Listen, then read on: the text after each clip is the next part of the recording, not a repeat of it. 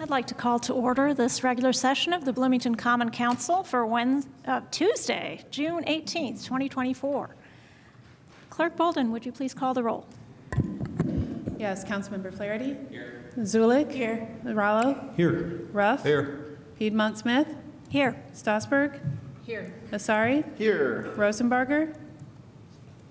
And Daly. Here. Thank you.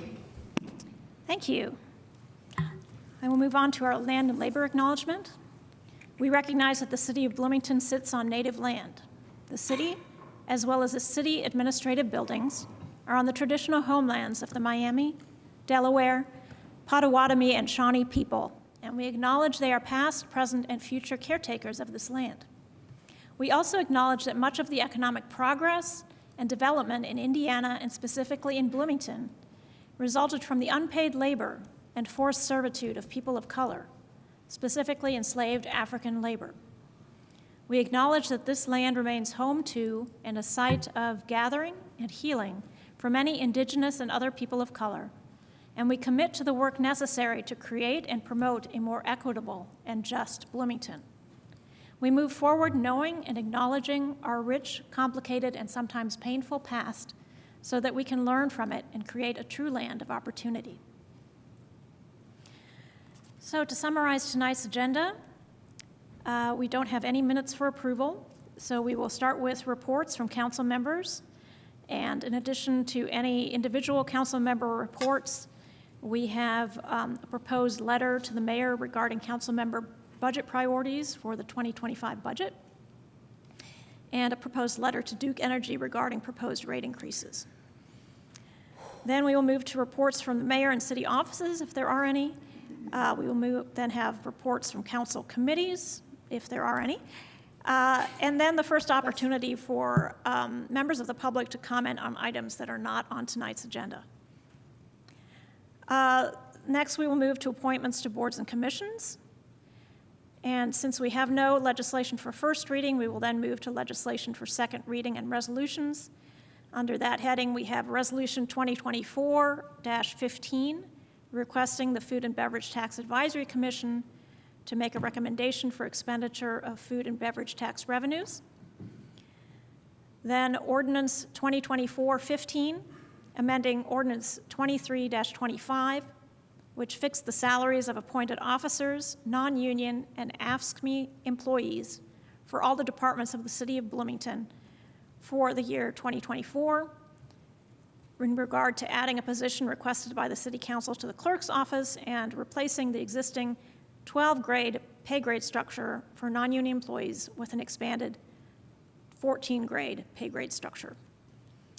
And then the third item of legislation is Ordinance 2024-16 to amend Title II of the Bloomington Municipal Code entitled Administration and Personnel in regard to amending BMC 2.04.120 limits on debate.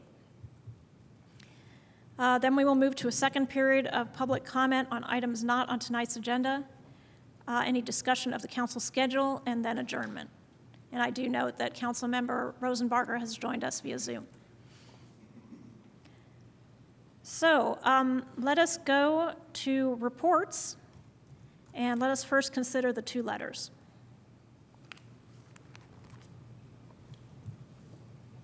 I move that we approve the budget memo to Mayor Thompson. Second. All right, it's been moved and seconded to authorize the memo, it's in a memo format, to the mayor regarding council member priorities for the 2025 budget. Would any council member want to summarize this for us? Councilmember Flaherty, would you like to do that, or should one of us jump in? Sure. Thank you. I think I got it because I gave them those specific feedback in the feedback solicited by council members, Council President Piedmont Smith and Council Vice President Ruff, who the two of them really put this together following a discussion the council had in May, I believe. Looking at a variety of priorities, I would say a slow incremental shift towards outcome-based budgeting. We have, of course, a resolution we recently passed trying to look at that approach next year in particular, but trying to center the objectives and priorities that we're aiming to achieve as a council. So these reflect, I think, relatively broad alignment among council members, articulating specific funding priorities or programmatic priorities across 6 or 7 categories. Those categories are climate action and environment, housing, personnel, planning and economic development, poverty and homelessness, public safety, and transportation. I don't know if it's the preference of the council president to maybe just list the objectives in each of those categories and then open it to any questions or comments, or what you feel like is most warranted for by way of additional presentation or context. Thank you, Councilmember Flaherty. Yes, if you could just read the objectives in each category, and then we can open it up for any questions or comments.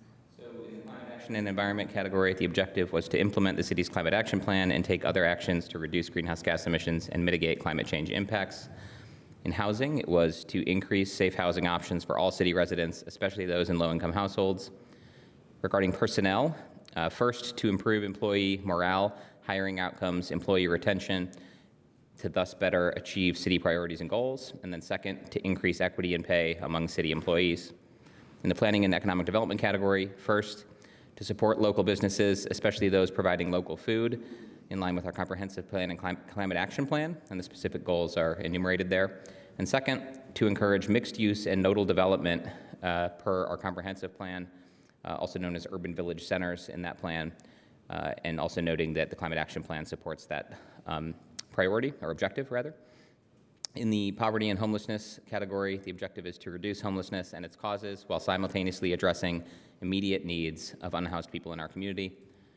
In the public safety category, the objective was to improve the safety of community members and address disparities or inequities in existing public safety outcomes through a public safety system that includes social services, physical and mental health provision, emergency dispatch, the fire department, and the police department. And finally, in the transportation category, the 2 objectives listed were to improve the safety of current transportation options available to all users of the public right-of-way in line with the forthcoming Safe Streets for All action plan. And second, to expand and improve safe transportation options that fulfill the city's sustainability and equity goals, prioritizing walking, bicycling, and other non-motorized modes consistent with the comprehensive plan, transportation plan, and climate action plan. And actually, one final thing to note, which is that in the opening portion of the letter, we articulated something that Councilmember Asari shared, I think, in previous discussions, which is that while we're surfacing certain objectives and priorities identified by the council, that we also recognize that there are multiple ways to try to achieve certain objectives, and this is meant to be a step towards collaboration and more conversation and deliberation about what actions and approaches might be best to help achieve the objectives. That's it. Thanks. Thank you, Councilmember Flaherty. I guess we'll go through the process that we usually do for legislation, in that we will now ask if there are any questions about the draft memo from council members. Then we will go to the public, and then we will come back for comments from council members before we vote. So I know everybody has talked, this is the result of outreach, individual outreach to various council members, and so this is not a surprise this evening, and we did try to incorporate suggestions from folks. But are there any questions?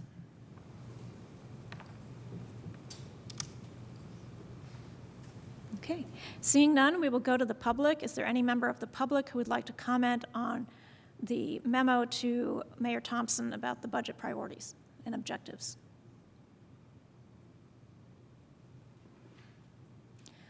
Mr. Lucas, is there anybody on Zoom who has indicated they wish to comment?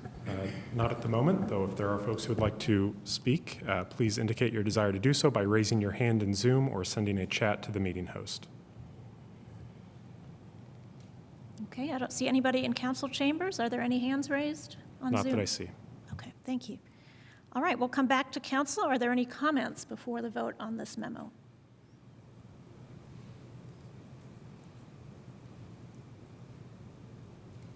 I don't see any. I will just say I think the conversations that we have had amongst each other and with the mayor's administration have been very productive to date as far as making known our priorities as we budget the revenues of the city that come from the residents of the city.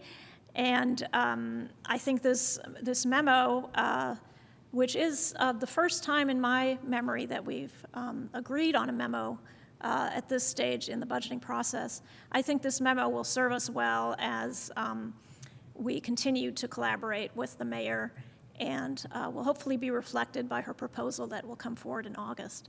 So I'm pleased to support this.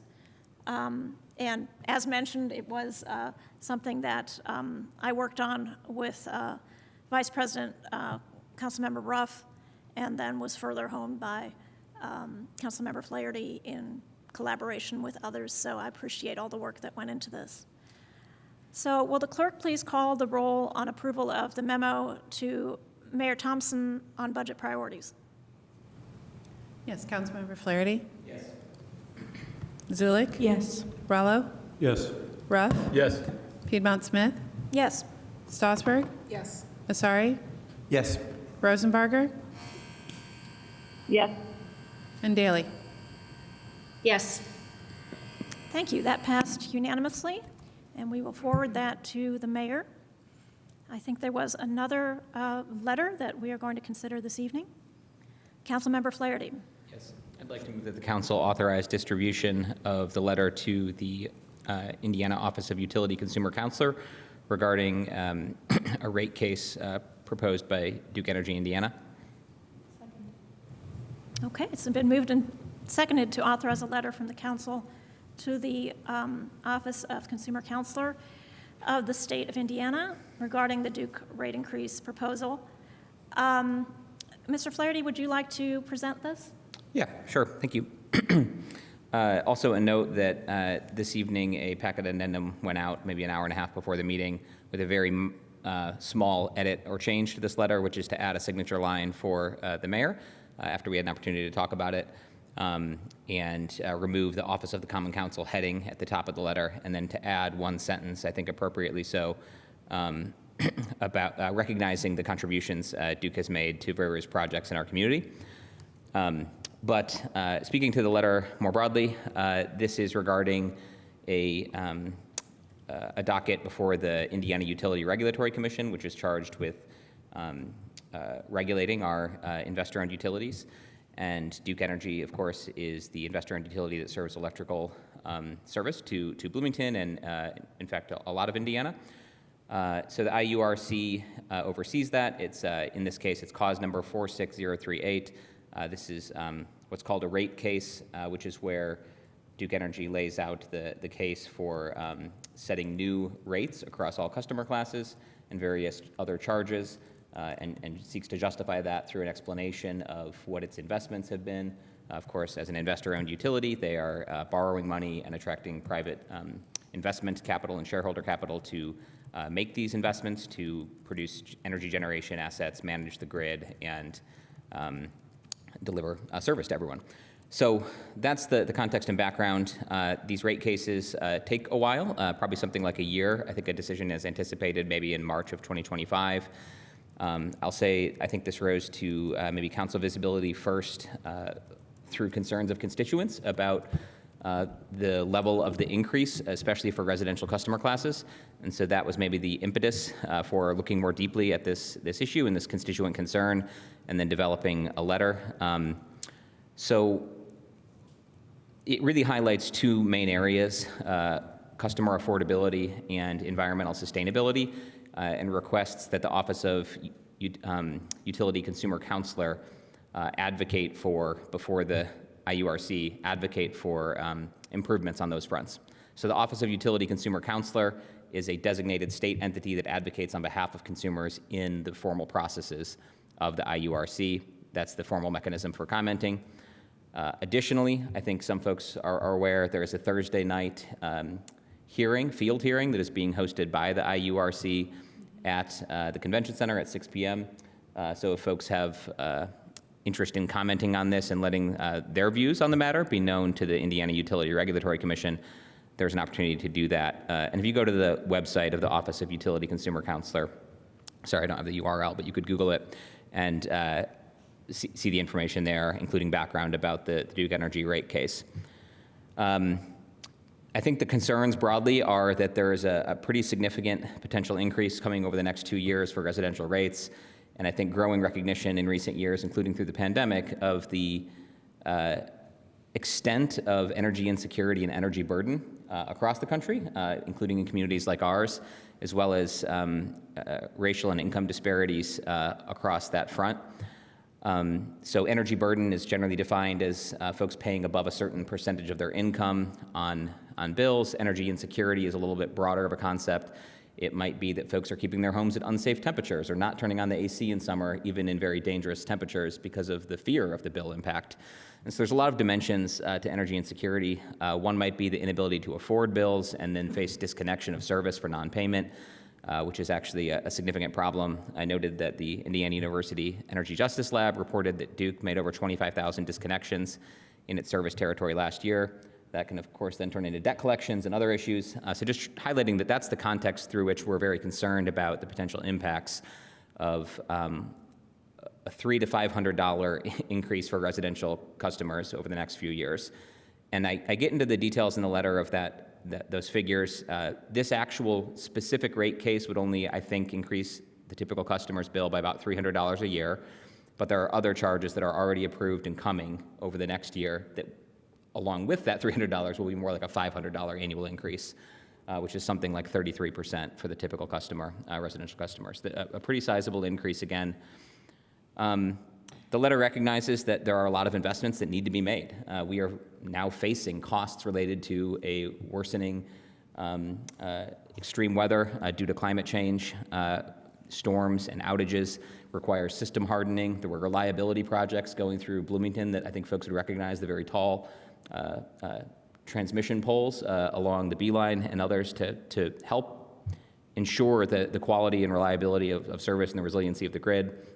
So we acknowledge that those things are important and those investments are important, but at the same time also call out the need to more rapidly decarbonize through cost-effective solutions that rely less on coal and capturing carbon emissions and more on renewable energy, energy efficiency, and demand flexibility or demand-side management of resources.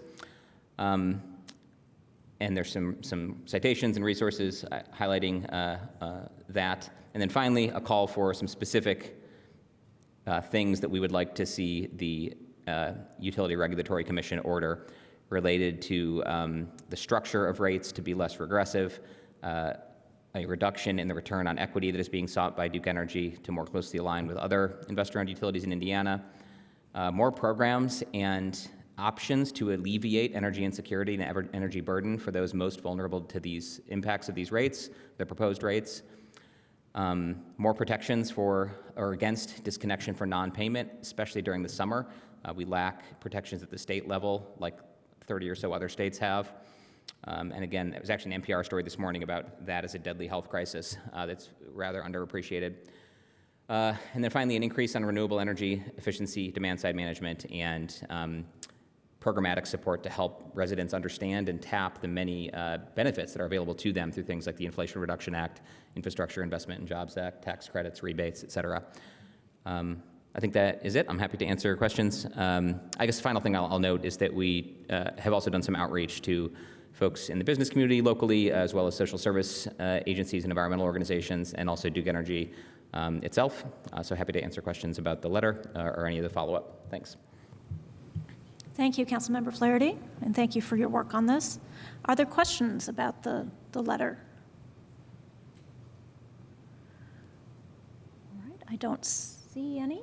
So we will go to the public. Is there any member of the public who would like to speak to the council's letter to the Indiana Utility Regulatory, the Office of the Consumer Counselor about the Duke rate increase?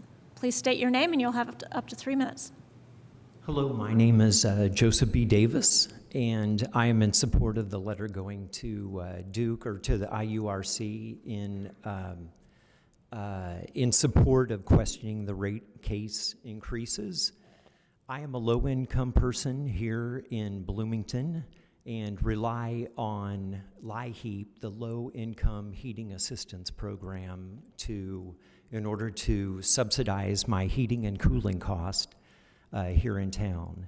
So if the rates are increased, I, as well as others in a similar situation who are receiving the LIHEAP benefit, will be unduly burdened. Not only that, but these funds are federal. They're being distributed to the state, then they're being distributed through the South Central Community Access Program.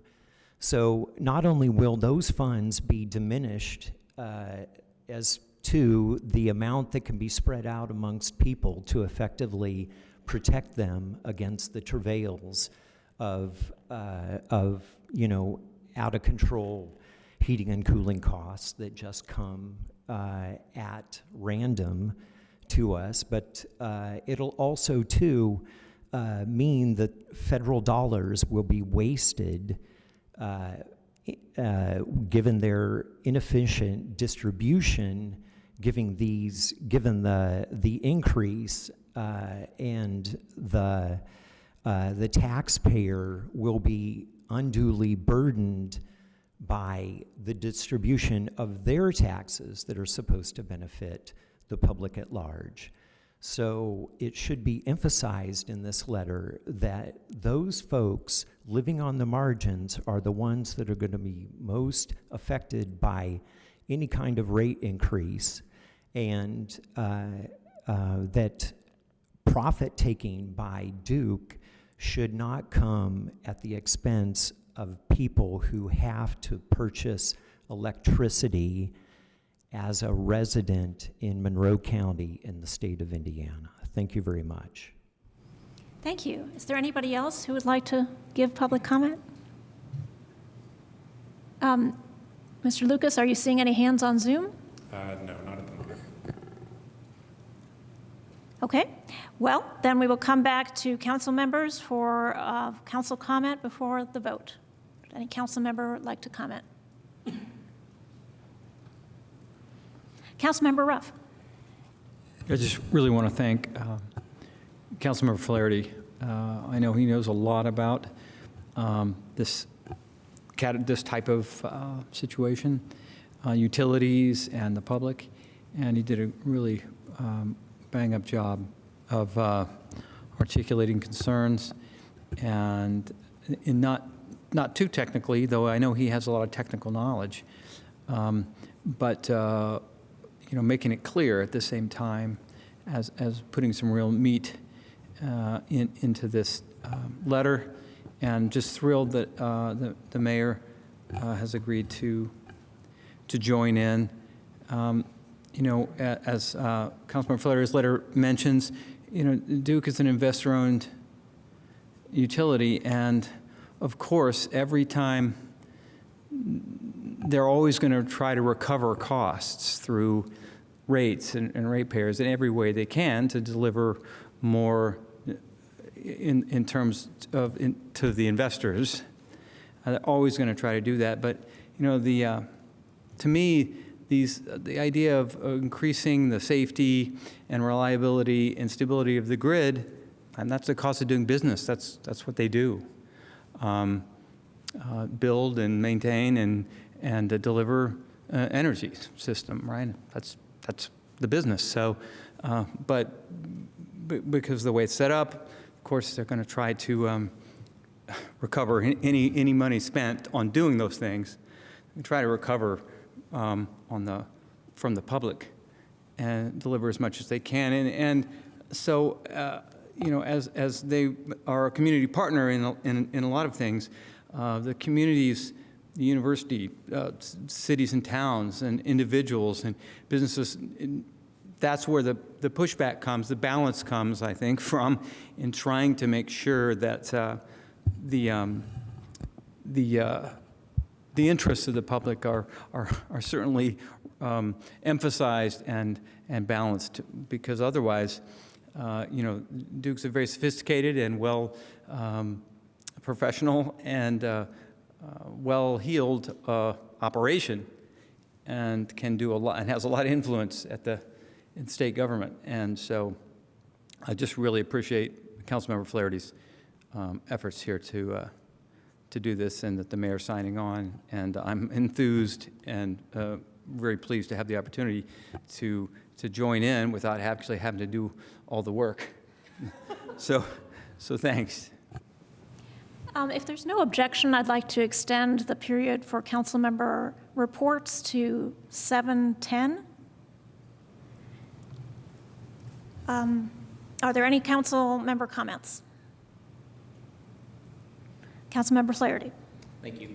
First, wanted to echo the gratitude for Mayor Thompson in having a good conversation and her willingness to join in the letter. I know she shares our concerns both with respect to the pace of decarbonizing the grid to match the ambition of the city, Indiana University as well, on eliminating fossil fuel emissions that, again, are driving some of the changes that are, in fact, making the system less reliable and therefore are driving costs.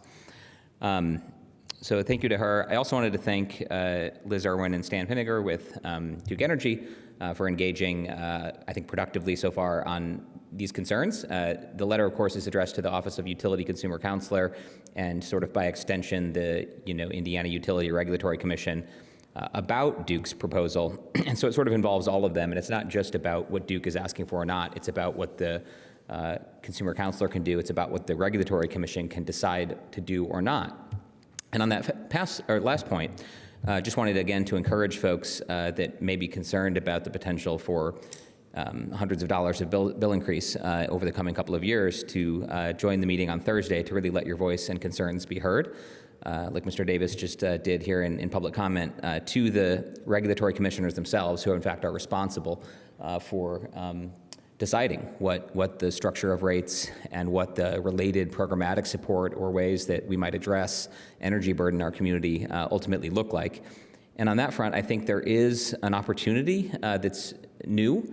Last year, the Indiana General Assembly adopted a new framework for regulating rates that involves affordability, environmental sustainability as explicit call-outs. In conversation with Duke, learned that the commission really hasn't weighed in yet in a meaningful way about what the affordability pillar means for customers. So they haven't really analyzed or set much precedent on that front. And in particular, I want to call out here the opportunity to advocate for equity as a key component of affordability.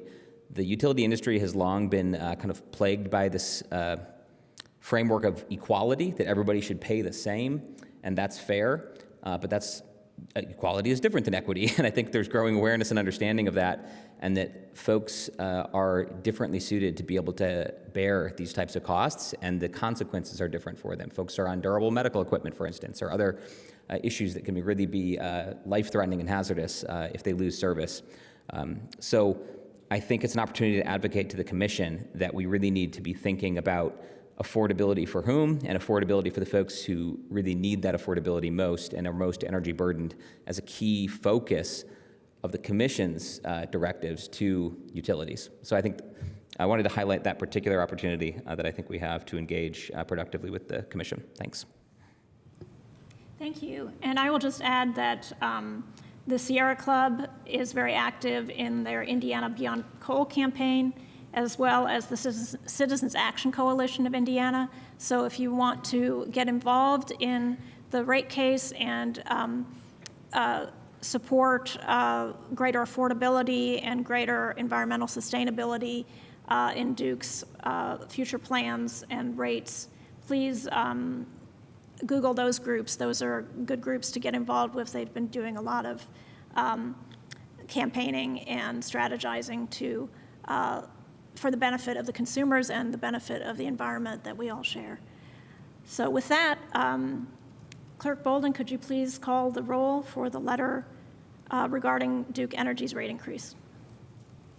Councilmember Zulik? Yes. Rallo? Yes. Ruff? Yes. Piedmont Smith? Yes. Strasburg? Yes. Asari? Yes. Rosenbarger? Yes. Daley? Yes. And Flaherty? Yes. Thank you. All right, now we will move to regular individual council member updates, if there are any, or reports. I'll start with those on Zoom. Councilmember Daley, do you have a report tonight? No report tonight, thank you. Barker? No report, thank you. Councilmember Osari? No report, thanks. Councilmember Strasburg? I do have a couple of things I want to say. First of all, I do want to say that I will still, this is our last meeting until July 31st. I will happen to be around for most of the summer, including my regularly scheduled constituent meeting on the third Saturday. So I will have that on July 20th in case anybody wants to stop and say hello. That's here at City Hall in the McCloskey Room, which is right next door.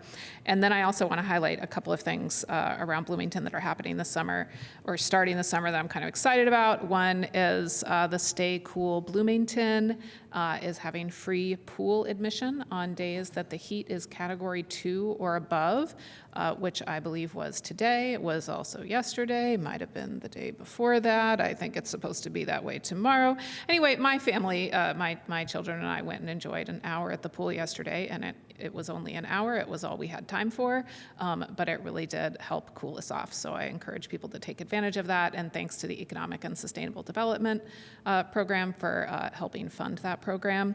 And then I also want to point out that there's a new microtransit that Bloomington Transportation is trying out this summer. I believe it is going to go online on July 15th, and it is a microtransit service, so it's kind of an alternative to the fixed route bus service, and it's targeting an area.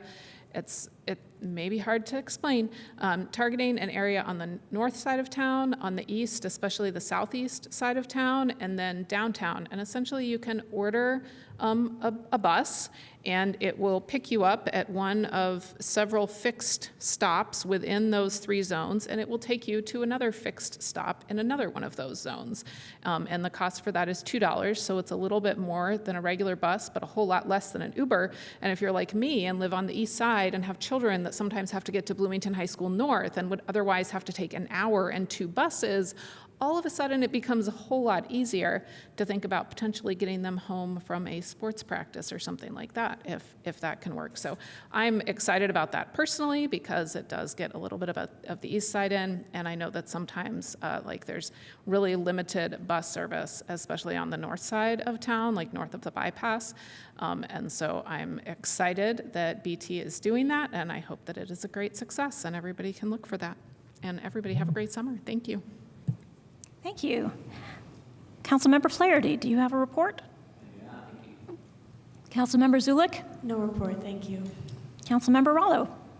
Yeah, just to say that, like Councilmember Strasburg, Councilmember Ruff and I will have our monthly constituent meeting, 10 a.m. Saturday, July 20th, and the link can be found on the council's website, bloomington.in.gov/council. Thanks. And Councilmember Ruff? No report tonight. Thank you. Thank you, and I do not have a report either. So we will move on to any reports from the mayor and city offices this evening? No? Okay. Any reports from council committees? I don't think so. All right, so we will move on to the first period of public comment on items that are not on the agenda. If you would like to speak, please be sure to sign in at the podium and state your name, and then you will have up to 3 minutes. And we do have a 20-minute limit total for this part of the agenda.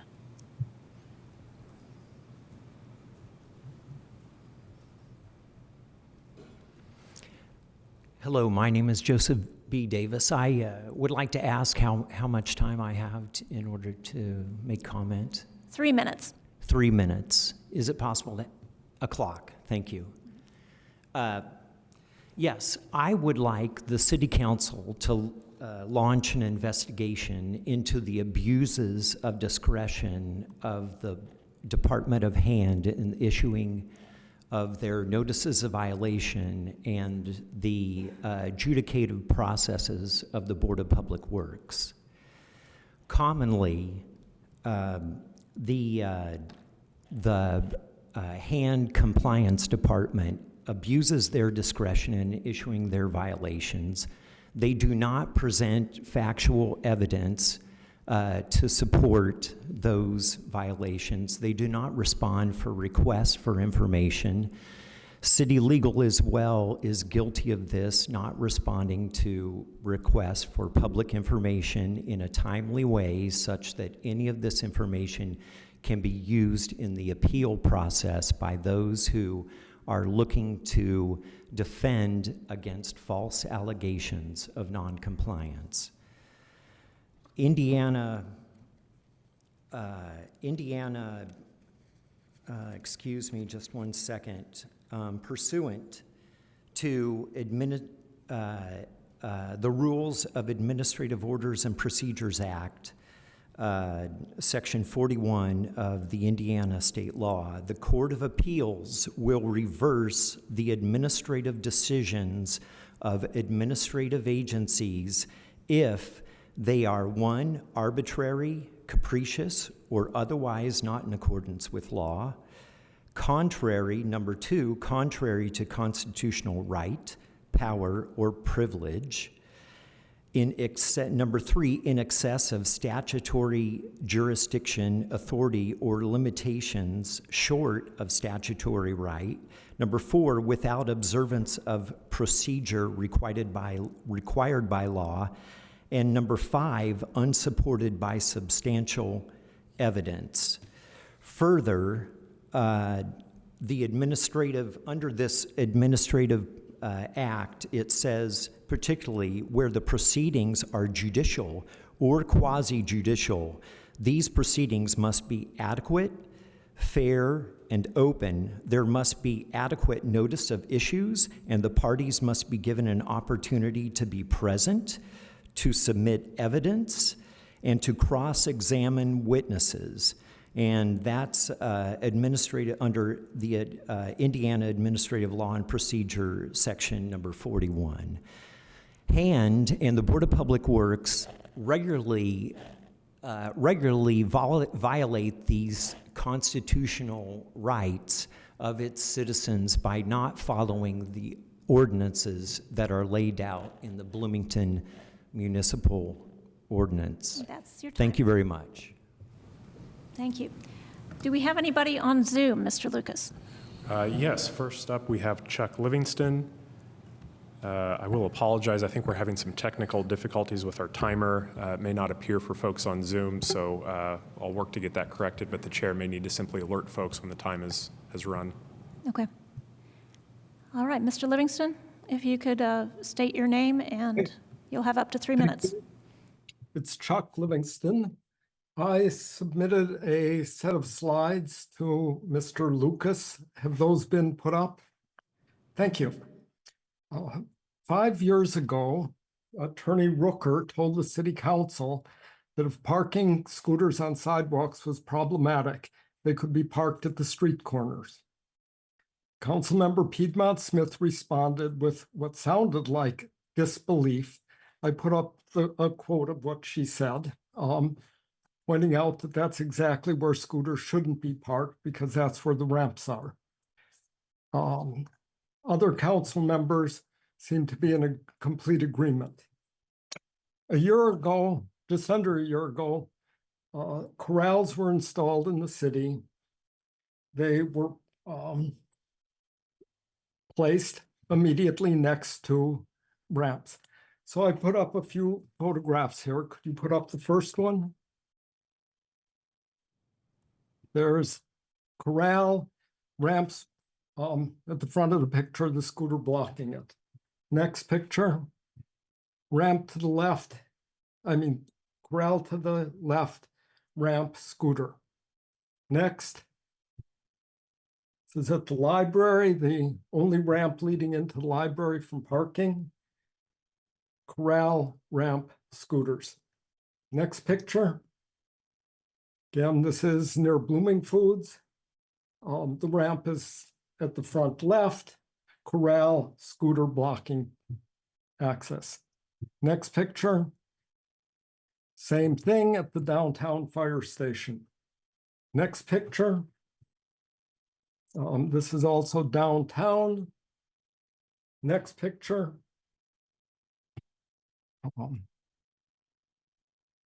Again, I think this is Lincoln. Next picture. This is the Beeline Trail, ramp, corral, scooters.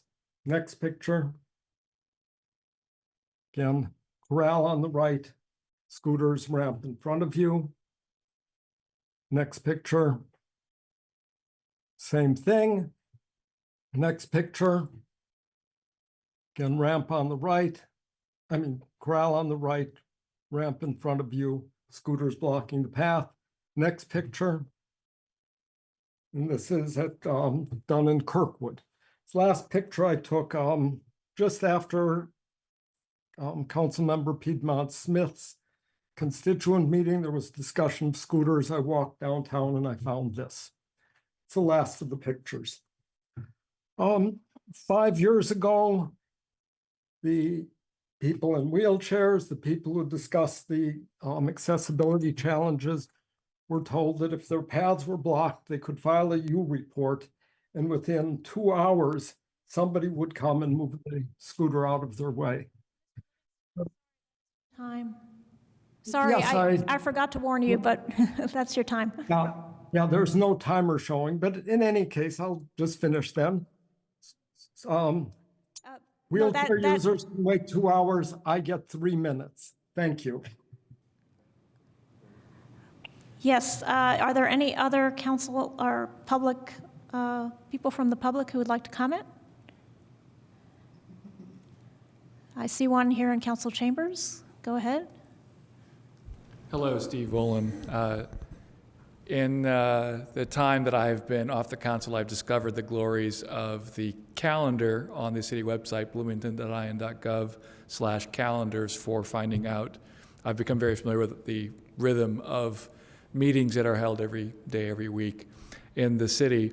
I've also noticed over the past 5 years the relative increase in council members who have been beginning to conduct constituent meetings as a matter of course. It really wasn't a thing as recently as 8 to 10 years ago.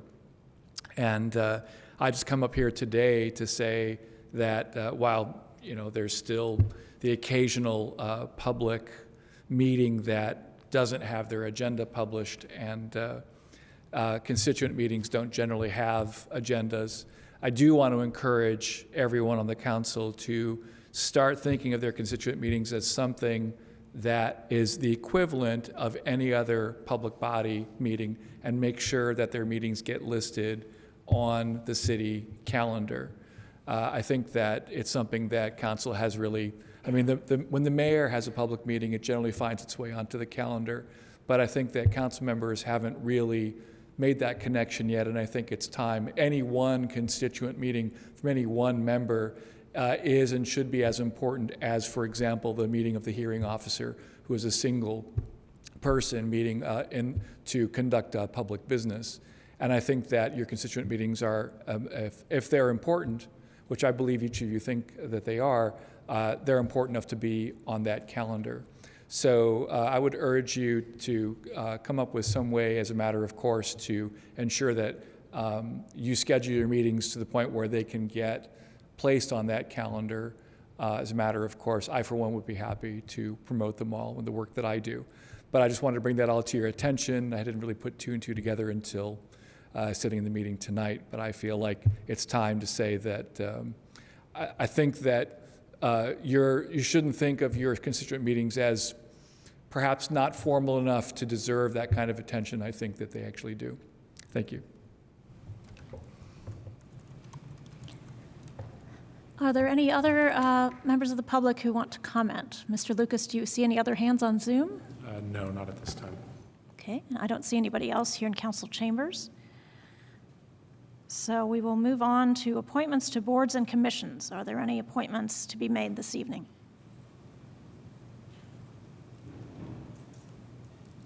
Councilmember Flaherty? Thank you. Took me a moment. Yes, we have some appointments on behalf of Interview Committee C. Those are all for the Commission on Sustainability, and in particular, we would like to recommend to move the appointment of Tara Dunderdale to seat C1, Matt Austin to seat C3, Monte Zero Rose to seat C4, and John Eldon to seat C5. And All right. Yeah, just a further note, sorry, that Matt Austin and John Eldon in particular have been serving on the commission. And so those two of the four are functionally reappointments. Thank you. Are there any questions or comments on those recommendations for the Commission on Sustainability? Seeing none, all in favor? Oh, no, we need a roll call vote since we have two members on Zoom. Clerk Bolden, could you please call the roll? Councilmember Rallo? Yes. Ruff? Yes. Piedmont Smith? Yes. Strasburg? Yes. Osari? Yes. Rosenbarger? Yes. Daly? Yes. Flaherty? And Zulik? Yes. Thank you. Thank you. I'd like to take this opportunity to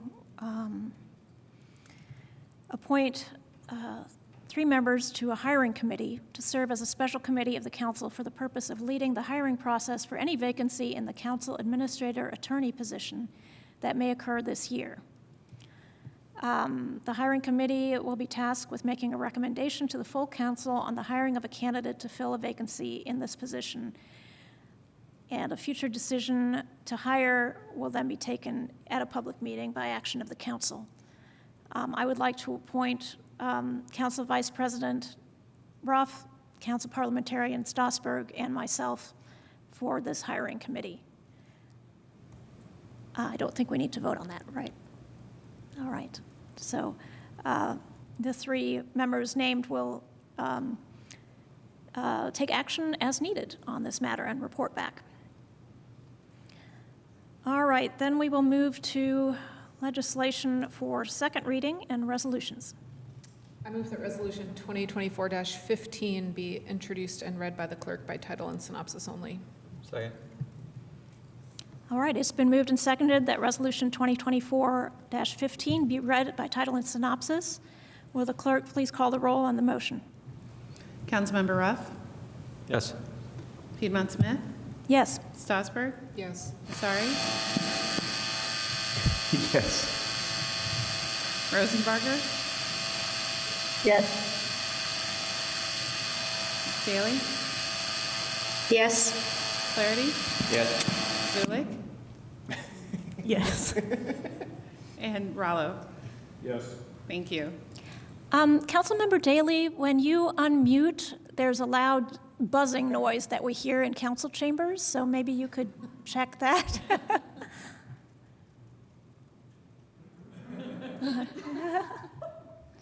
Okay. Will the clerk please read? Resolution 2024-15 requesting the Food and Beverage Tax Advisory Commission to make a recommendation for expenditure of food and beverage tax revenues. The synopsis is as follows. This resolution is a request from the Common Council for the Food and Beverage Tax Advisory Commission to recommend expenditures of food and beverage tax revenues toward a revised 2024 budget for the Capital Improvement Board. Thank you. I move Resolution 2024-15 be adopted. Second. All right, and I think we have Eric Spoonmore, who's the treasurer of the CIB Capital Improvement Board, to present this item to us.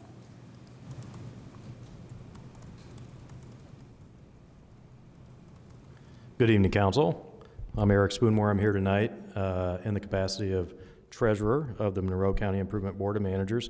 Also joining me is our CIB President, John Weichart, and Assistant Treasurer, Jeff Underwood. So just as some background, what we have here before you all tonight is a request for additional expenditures of food and beverage tax dollars that are held by the city.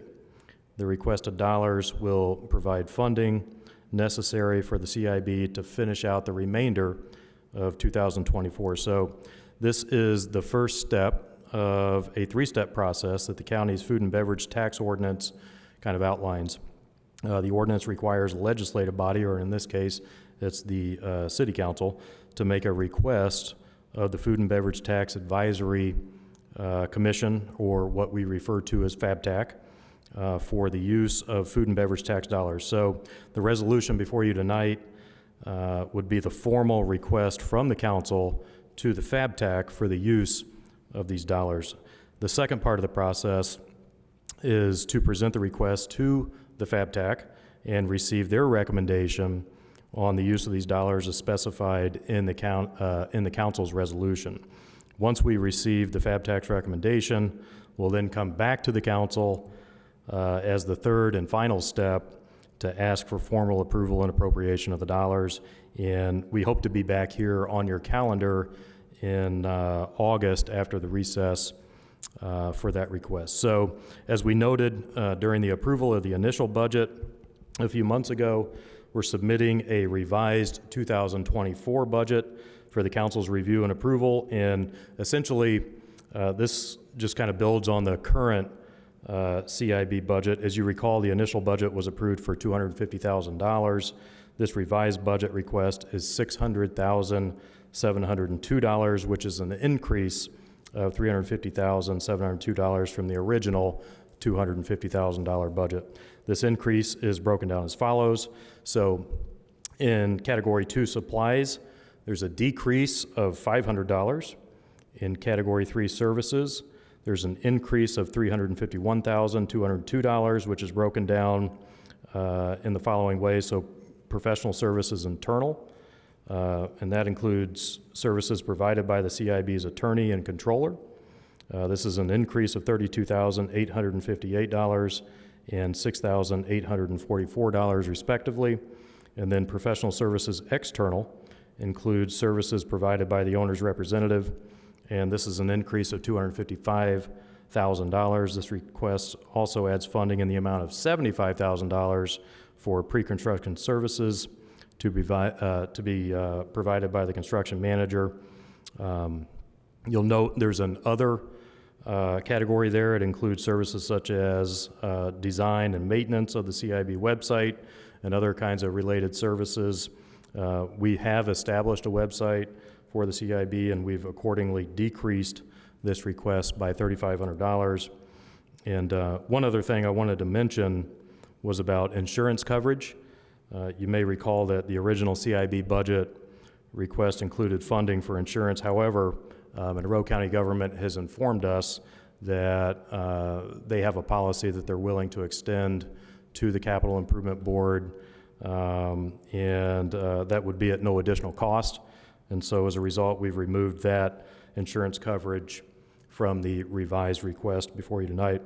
And then finally, I think it's important to note that the CIB does stipulate in all of its agreements for professional services that compensation for these services is contingent upon City Council budget approval. And I think all parties understand that the council is the final authority with those approvals, and everybody should kind of plan accordingly. So anyway, thanks for your consideration of the request tonight, and happy to answer any questions as it relates to the Capital Improvement Board budget. Thank you. Are there any questions for Mr. Spoonmore?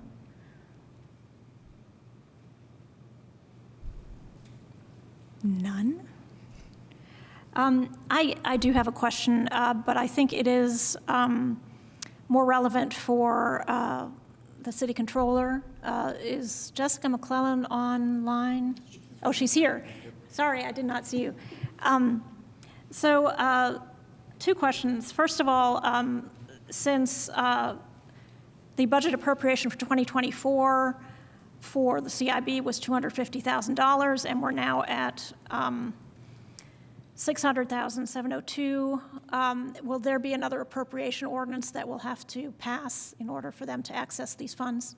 Yes, that will be the last part of the process. After FabTac, we hope that you approve this to move on to FabTac. FabTac has to approve all food and beverage tax dollars spending too, and then it will come back to you for the appropriation.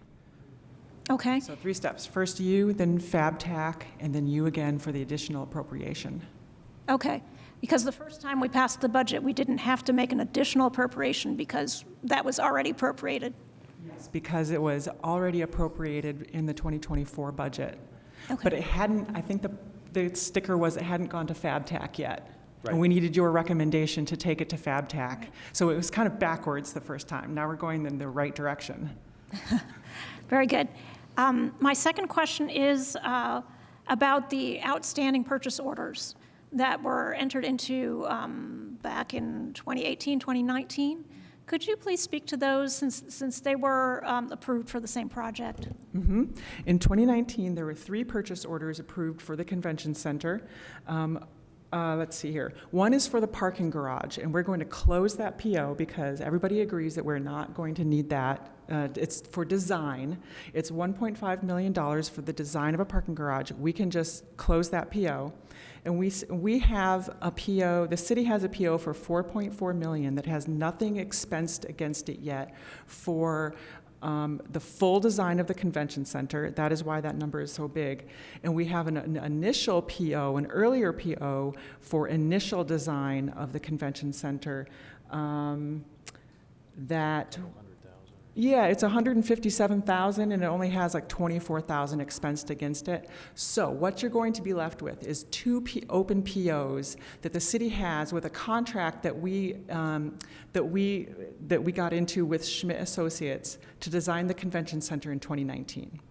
Now, what legal and the CIB are working on are transferring that Schmidt contract to the CIB, but we're going to keep the POs in the city. Sort of in the city vendor system. The CIB will receive invoices from Schmidt Associates. They will review those, review the work, and approve those invoices in their public meeting. Then they will transfer those invoices to me. I will review them and I will expense them against the open POs. So we're still tracking open POs for a contract that used to be in the city, that the city used to own, and we have transferred that contract to the CIB. But the city is still in full oversight of those invoices that are going to come off of that contract. Transfers in accordance with the interlocal agreement. Yes, that transfer of the contract, the Schmidt contract to the CIB is in accordance with the interlocal. And both of the POs are with Schmidt Associates. Exactly, yes. There's 2 POs with Schmidt Associates. I'm not sure why they opened a second PO at the time, and it happened, it's common, it happens that way. But we're definitely going to close out the first PO, the smaller PO.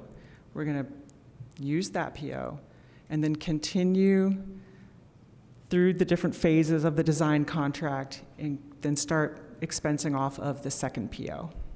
Okay.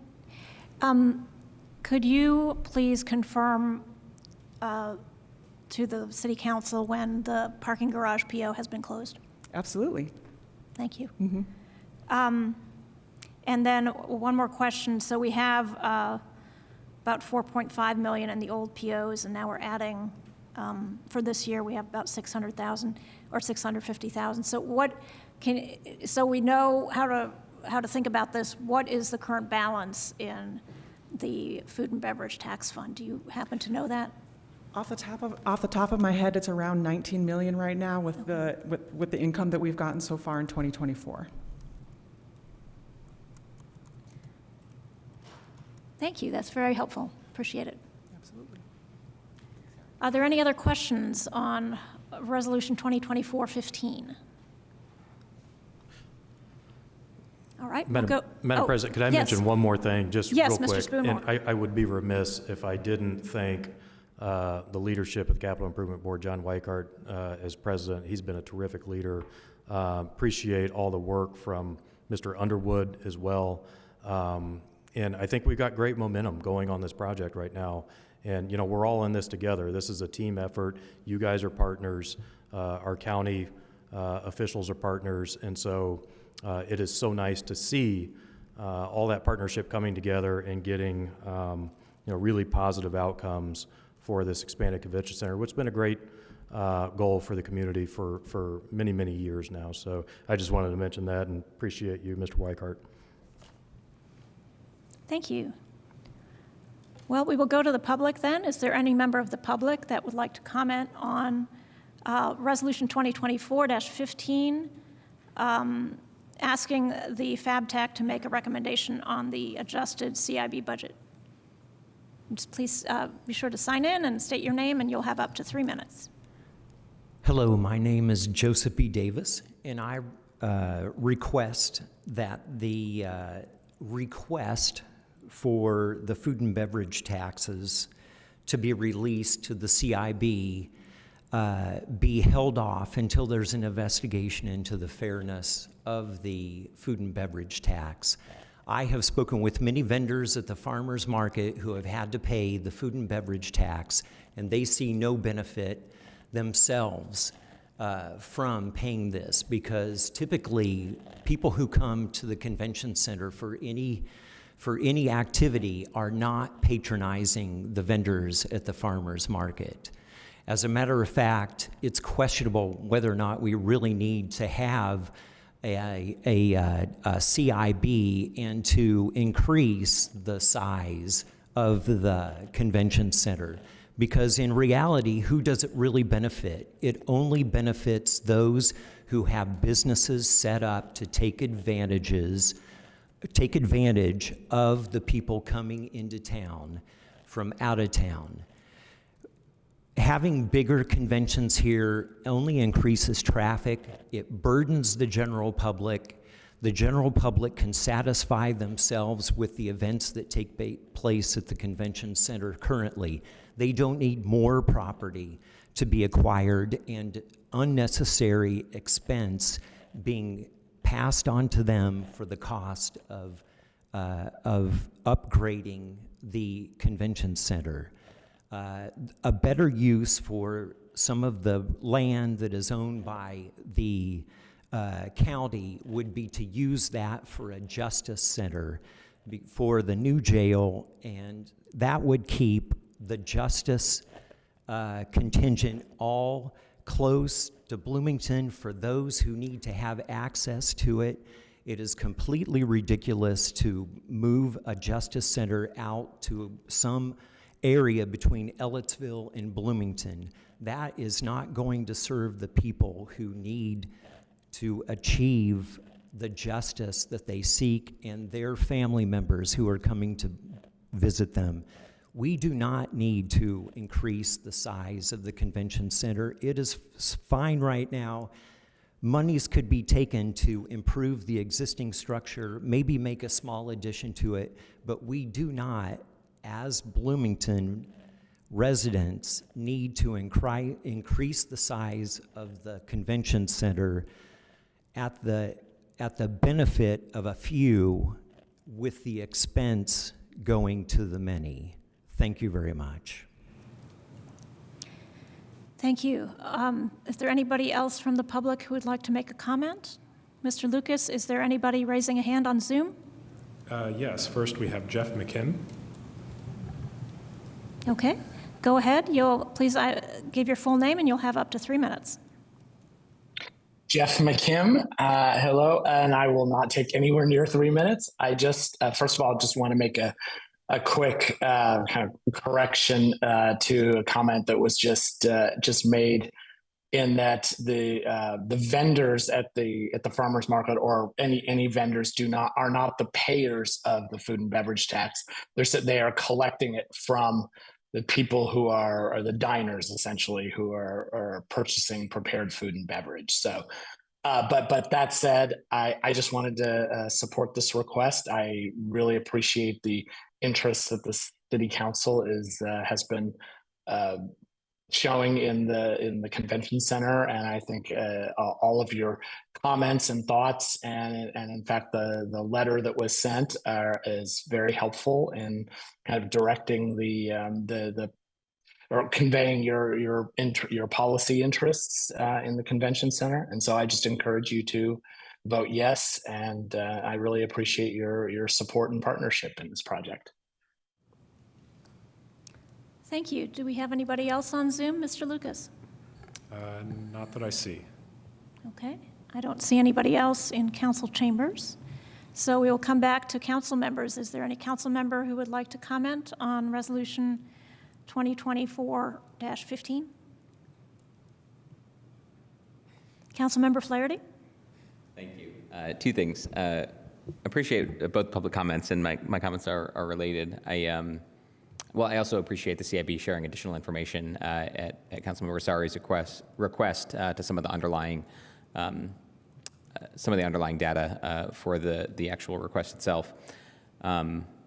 First, with respect to the who pays idea, I actually think it's a little more complicated than was just shared, which is that cash-based businesses in particular, if you're selling something for a $3 or $4 or $5 amount, and all of a sudden there's a 1% tax on it, you're not going to charge $5.05 necessarily. You're just going to continue charging $5 and eat the cost. I think that's true of a lot of bars, and I think it's true probably of a lot of farmers market vendors too. So folks that kind of operate in that way have a choice to make of how to try to build those costs into their business and their pricing models, because people aren't using credit cards as much. So that's it. It's a little more nuanced, I think. Second is that I appreciate the mention of, as we move forward with this project, start to make decisions about where locations are going to be for expanded building sites. It starts to open up possibilities around the 10 plus acres that have been banked over time for the potential expansion, all of which is certainly not needed for a convention center expansion. In particular, to the west of the Beeline, there is a 3-acre block of land. If you include the portion, the high-speed tire automotive private land there that could potentially be purchased, that is considerably larger than the current Justice Center complex. I know there are challenges with doing it on 3 acres instead of 10 or 15 or more, but I will continue to voice my view as a resident of the county and as a elected city official who very much has an interest as well in the vibrancy and not vibrancy so much as let's say economic vitality of our downtown. I was speaking earlier today with Director Cooper Smith of the Economic and Sustainable Development Department. We were talking about how some of the businesses downtown are struggling this summer compared to previous summers. There could be a variety of reasons for that related to IU schedules and other things, but one major change since pre-pandemic certainly, and maybe even it was just last year, is that the hospital is no longer in downtown-ish Bloomington. That was, hundreds, if not thousands of workers, as well as visitors who are no longer frequenting our downtown businesses.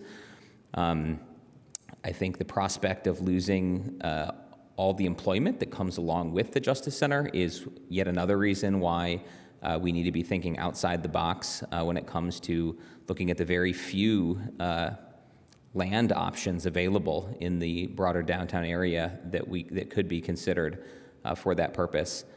So I know that's not our decision or anything like that, but just noting, as the member of the public did, that as we start to make more decisions in the context of the convention center, it actually does bring to the fore the possibility of not just the important and I think very vital social equity benefits of locating the Justice Center ecosystem in a transit-oriented, walkable, downtown area, but also the business benefits and the risks associated with all of the jobs, attorneys and different folks having meetings, et cetera, leaving the downtown area. So that is all. Thank you. Thank you. Any other council member commenting on this resolution? Councilmember Strasburg. I'll just quickly also show some appreciation at the slightly more detailed budget compared to the first one that we saw, especially in terms of breaking out those services in Category 3. I appreciate seeing those. Thank you. All right. Are there any other council members who would like to comment? Seeing none, Clerk Bolden, will you please call the roll on Resolution 2024-15? Councilmember Piedmont Smith? Yes. Strasburg? Yes. Asari? Yes. Rosenbarger? I'm sorry, I didn't hear that. I know I can't. Yes, I put it on mute, sorry. That's okay. Thank you. Daly? Is this better? Yes? No, it's not better, but thank you. That's all right. Yes. Zulik? Yes. Rallo? Yes. And Ruff? Yes. Thank you. All right, and that passes with a vote of 9-0. I move that ordinance 2024-15 be introduced and read by the clerk by title and synopsis only. Second. It's been moved and seconded that ordinance 2024-15 be read by title and synopsis. Clerk Bolden, could you please call the roll on that motion? Yes. Councilmember Stossberg? Yes. Asari? Yes. Rosenbarger? Yes. Daley? Yes. Flaherty? Yes. Zuley? Yes. Rallo? Yes. Ruff? Yes. And Piedmont Smith? Yes. Thank you. Thank you. Will the clerk please read? Ordinance 2024-15, amending Ordinance 2325, which fixed the salaries of appointed officers, non-union, and AFSCME employees for all the departments of the City of Bloomington, Monroe County, Indiana for the year 2024, regarding to add a position requested by the City Council to the Clerk's office and to replace the existing 12-grade pay grade structure for non-union employees with an expanded 14-grade pay grade structure. The synopsis is as follows. This ordinance amends Ordinance 2325, which fixed the salaries of appointed officers, non-union, and AFSCME employees for the year 2024. The amendment reflects the creation of one new position requested by the City Council to the Clerk's office and also replaces the old 12-grade pay grade structure with an expanded 14-grade pay grade structure. I move ordinance 2024-15 be adopted. Second. All right, and I think we have Dr. Shahar Pichak to present, Director of Human Resources. Welcome. Thank you. It's been a long time since I've been called doctor. I'm happy to be here. Good evening. I am here, Shahar Pichak, Director of Human Resources, to present Ordinance 2024-15, which amends Ordinance 2325. I'm happy to answer any questions about the ordinance. Again, just in summary, we are looking to add an additional position to the clerk's office, which will primarily focus on supporting boards and commissions, including but not limited to a more comprehensive recruitment and onboarding process. We also propose that we expand the existing pay structure for non-union employees so that expansion will be from 12 grades to 14 grades, and that will allow us to continue implementing the recommendations from the classification and compensation study that was conducted by Crow in 2023. I also have with me this evening Deputy Mayor Knapp and also Erica DeSantis, our Director of Compensation and Benefits, who may assist me in providing additional information and answering questions. Thank you for that presentation. Would any of the other city staff members like to add anything before we move to council and give the council members an opportunity to discuss and ask questions? Nothing to add, unless in response to a question? Okay, would any council members at this time have a question for staff? Councilmember Flaherty. Thank you. It's a question for the clerk, I think, probably, related to the new position, which I'm excited about and was part of the committee that initially recommended this following the NOVAC report on boards and commissions organizational assessment. And my question is related to just how this fits into the overall duties and work of the clerk, in particular noting that there are elements that are probably being covered now, so it will have effects.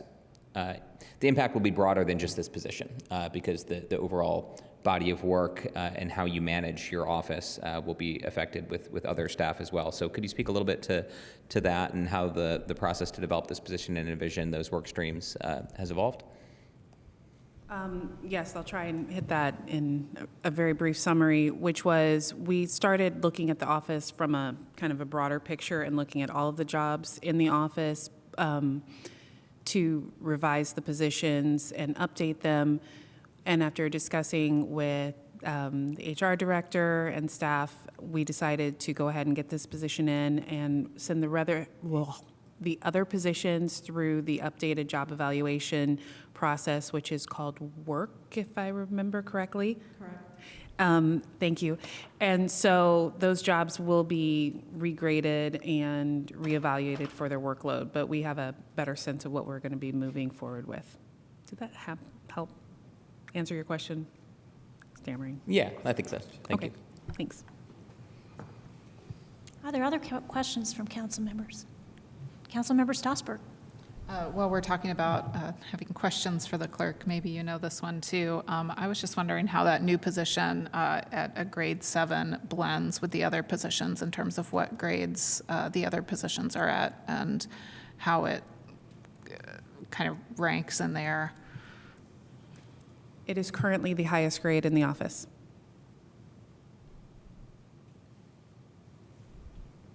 If it is approved, I guess. The other deputy clerk positions are grade 6, I believe. A 5? Okay. Yes. The deputies are at grade 5. The chief deputy is at grade 6. But that was part of what we had discussed beforehand, which was that we would need to revamp all of the jobs ultimately. Do you want to follow up, Councilmember I Stossberg? do. So that seems right to you in terms of job, like responsibilities and job description, like this new position ends up kind of having a more highly paid responsibility than the other positions that currently exist? Then why is it graded higher? This is going to get a little difficult. No, I mean, it's fine. Part of the old job descriptions were they were just older job descriptions that needed to be reviewed anyway, which was one of the goals that we had for the clerk's office this year. When you requested the new job position be put in, we actually went through, wrote up the job description. Erica DeSantis was so kind in working with me and going through the job description and clarifying the duties for that particular role for the boards and commissions deputy. And that was the job grade that HR kind of ended up at.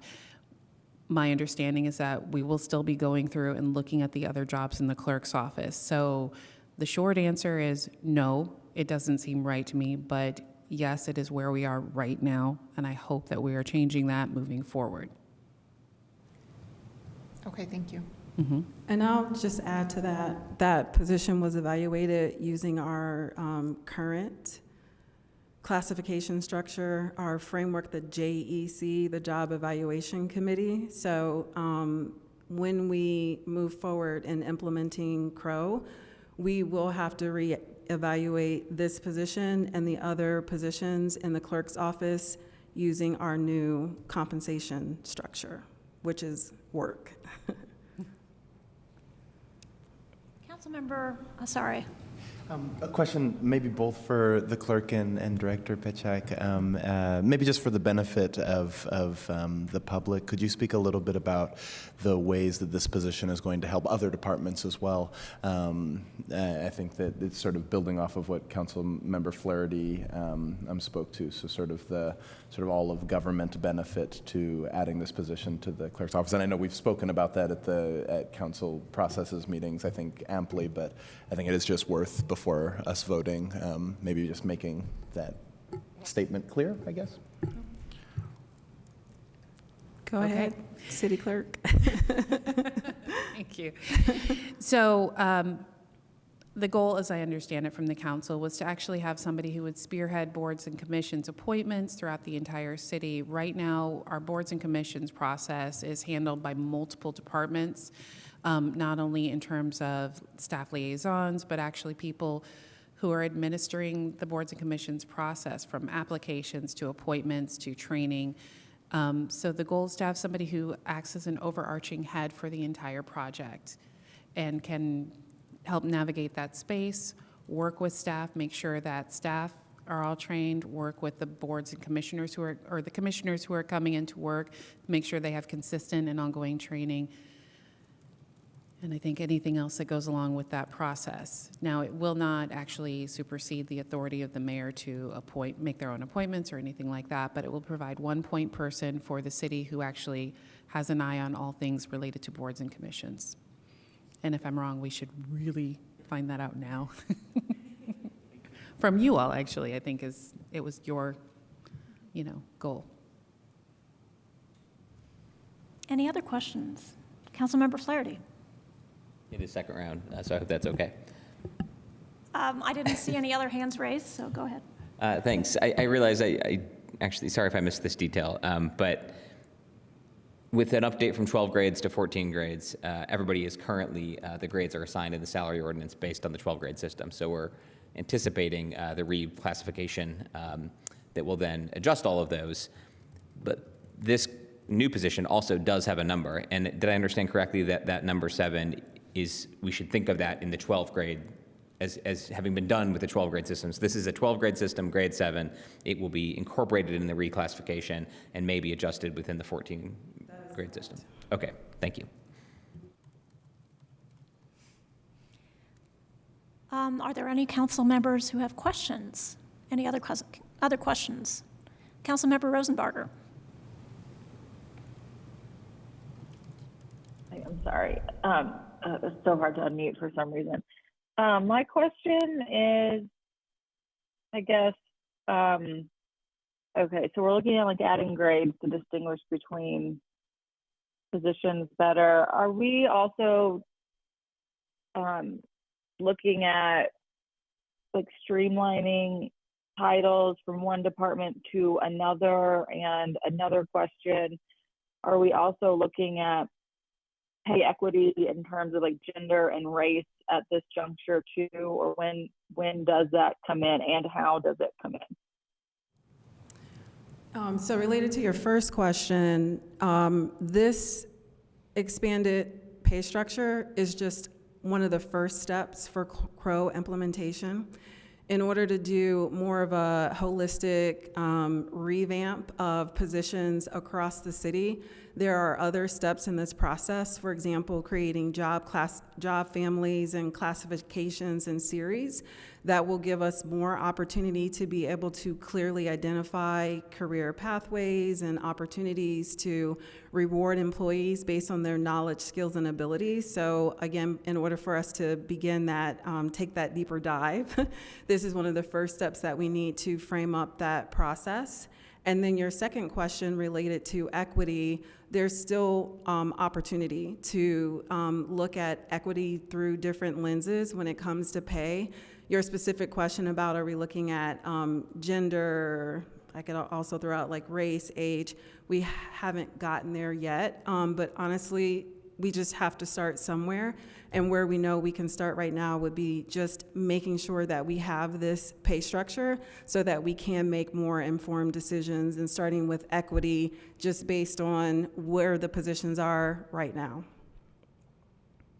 Okay, thank you.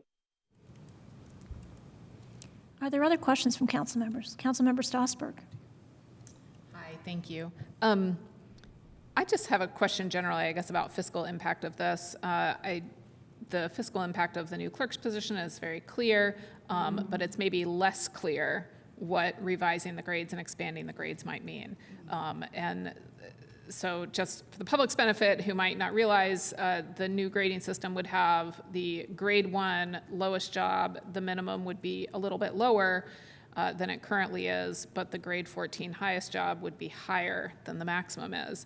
So could you just talk a little, I mean, I assume that there's not really a fiscal impact right now because it's not like anybody's getting automatic raises or anything like that, but what's the potential fiscal impact?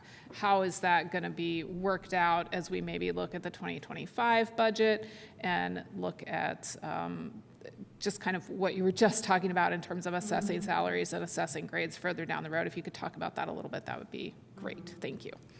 So once we have the new pay grades approved, if they are approved, then that will give us an opportunity to start looking at those who are currently in a grade 12 and see if they will move to grades 13 and 14.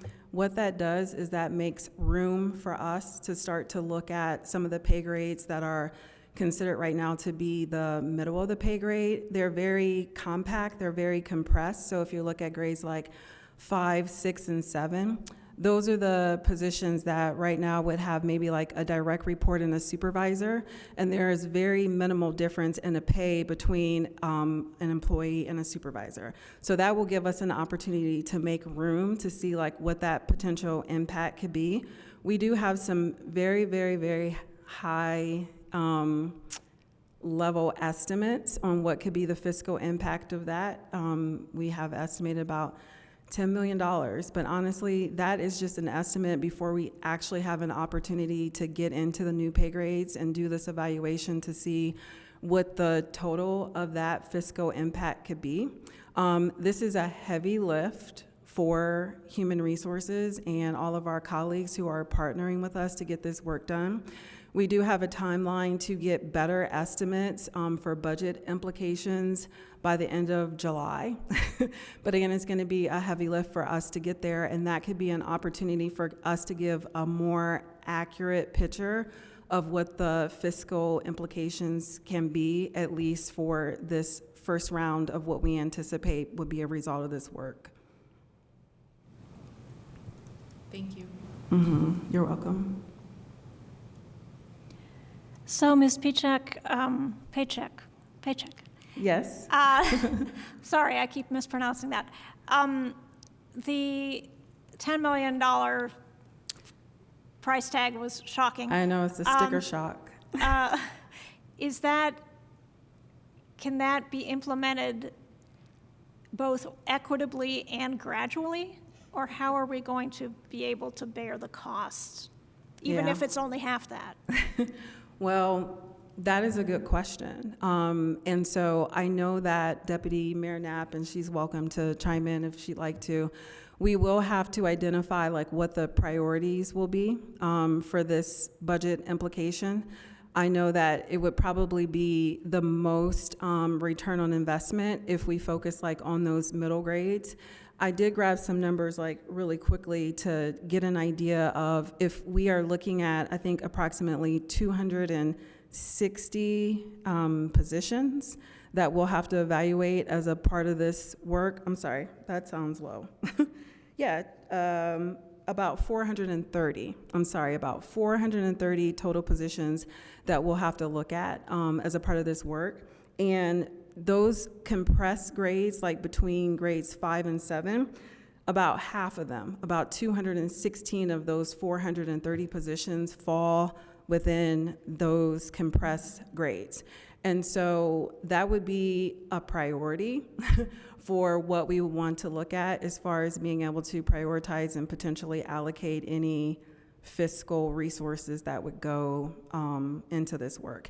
And again, if Deputy Mayor wants to chime in, I know she's been very adamant about the approach to this and how we will prioritize this, so I'll let you. Good evening, Deputy Mayor Knapp. So we have some options when we come to implementation, but the first thing we do have to figure out is how much will it cost? And one thing that may not be apparent from the discussion so far is that these pay grades, there's also a tenure-based aspect to this. So we're not just looking at correcting for, is your job description accurate for the duties? Have we rated those accurately for the complexity of the work and so on, and where would that fall on the new pay grade? But also, based on your longevity in the role, have you been in the role 1 year, 3 years, 5 years, 10 years? That would also have an impact on where you fall in terms of the new pay scale. So as you can imagine, it's very intricate, and there are a lot of moving pieces to it. But let's say at the end of the day, we did all of the math, we revised all the job descriptions, we rescored them when we came out and we said it's going to be $10 million. What we could do at that point then would be to say, what are our funding sources immediately or in the future, and in the future, because this would be ongoing, of course, and how do we want to prioritize spending that? So we could, for example, make a decision to say, well, we only have $5 million for the 2025 budget, so we're only going to focus on these critical roles that are the most compressed. Or another way of looking at it would be, I'm making this up, but who's been in the role the longest, who's the furthest behind in their pay range of where they should be. So there are multiple lenses, equity-based, that we could look at to say, how can we best spend whatever funds we have available now on this issue? Now, I have been meeting with the controller and regularly to talk about this, and today we met with Reedy, some long-term planning financial consultants, to talk about our options, and we have identified that there is easily $10 million that we would have available, not from our levy, that we could take advantage of. And this might include, for example, $3.7 million in additional ED Lit that came to us that was just appropriated. That would be a big chunk of it, and there would be some other funds. So the goal would be find a way to implement as much as we can, as quickly as we can, to alleviate, frankly, the pain points for our staff and to improve retention and hiring. And then to work with Reedy over the course of our long-term planning to figure out what's the long-term plan as we grow, how to project ahead, knowing that we'll have these tenure-based increases. What will it look like a year from now, 2 years from now, based on the employee data that we currently have? It also introduces budgeting aspects for managers. So let's say that you have 5 program managers, 4 of them are very junior, 1 is very senior, and you have an open spot. We will have to, managers and department heads will have to look at, what is my budget for this, say 2027? What can I afford to spend in personnel this year?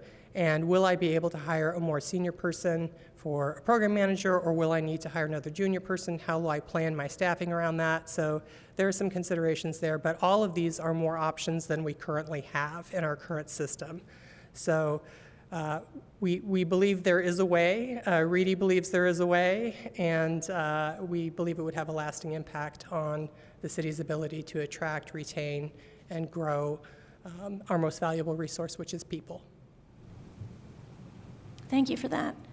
Are there other questions from council members? Councilmember Rollo. I like what I've heard.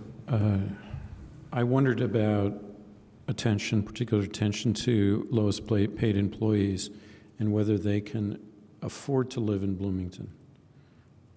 I think that would be my priority. But I think that what you've, I'll save the last for comments, but I appreciate the direction that you're headed in terms of the evaluation of where to target money. Thank you. Was there a question, Councilmember Rollo? Yeah. If you would like to respond to, you were nodding your head when I mentioned lowest paid employees, so I think we're in lockstep there in terms of. Yes, one thing that is clear is that the people at the top of the pay chain currently will be the last to get any impact from this. Yep. Terrific, thanks. Councilmember Zulik. I have a question for Clerk Bolden. Does the clerk's staff compensation have different legal issues that you have accounted for?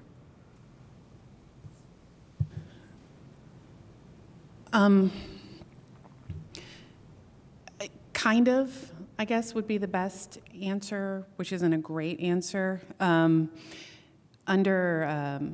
state code, it's kind of a strange way it's written, where compensation is the clerk may, with the approval of the legislative body, fix the salaries for the department. So we've always really pretty well just done it through the not the legislation, through the administration. It's not something that there's really been a heavy push from the clerk's office to say, no, we're going to set it here and do it like that. Similarly, with our hiring and everything else, clerk staff are all appointed by the clerk, so the council can set the number of deputies and employees, and then there was an end to that thought, and I just totally lost it. Oh, and then they serve at the clerk's pleasure. That's actually how they're written. So, yes, kind of. Thank you for asking. Does that answer your question? Yes, thank you. Thank you. Any other questions on this item? Councilmember Stossberg. I just have a really, really basic question that some people might think are stupid, but I'm a teacher, so I'll ask the stupid question. I just want to clarify, and I'm pretty sure that I have this right, the fiscal impact in general of staffing, and for this clerk's position specifically, includes the salary and benefits like health care, health insurance, et cetera, but the scale itself only is talking about salaries. Is that correct? That's correct. Great, thank you. All right, any final questions from council members before we go to the public? Seeing none, is there any member of the public who would like to comment on ordinance 2024-15? Please be sure to write your name if you're here in chambers, and then state your name, and you'll have up to 3 minutes. Good evening, council members. Dave Astens with the B Square Bulletin. First of all, thank you to Director Paycheck for getting back to me super fast with a bunch of questions in writing. I'm left perplexed by the resulting document once the salary ordinance is amended. So it's going to have a table with salary grades, and then it's kind of a list of positions that have a number beside them indicating the grade. But those numbers are going to point to the old 12 grade system. So between now and the end of the year, it sounds like there will be some hope or effort that at least some of the 400 positions will be regraded. At that point, I guess my question is, will the administration come back to the council to ask for approval of all those new grades for the different job titles? So that's one question. And if so, we'll have a mix then in the salary ordinance of numbers that some of which point to the old grade, some of which point to the old grade system, and some of which point to the new grading system. So it just strikes me as an odd circumstance to deal with. I hope somebody can discern a question in all of that and get it answered. Thanks. Thank you. Other members of the public? I see here in chambers we have a taker. Good evening, Council, Madam President. Christopher MG from the Greater Bloomington Chamber of Commerce. First of all, I want to thank all the work that went into this, from the HR department to the mayor's office. And I think adding that recommendation from the council processes to look over boards and commissions is the right direction to go. Clearly, there needs to be a point person with the onboarding and just kind of looking over that process with all the staff members. And I look forward to some consolidations of the boards and commissions in general as we move forward.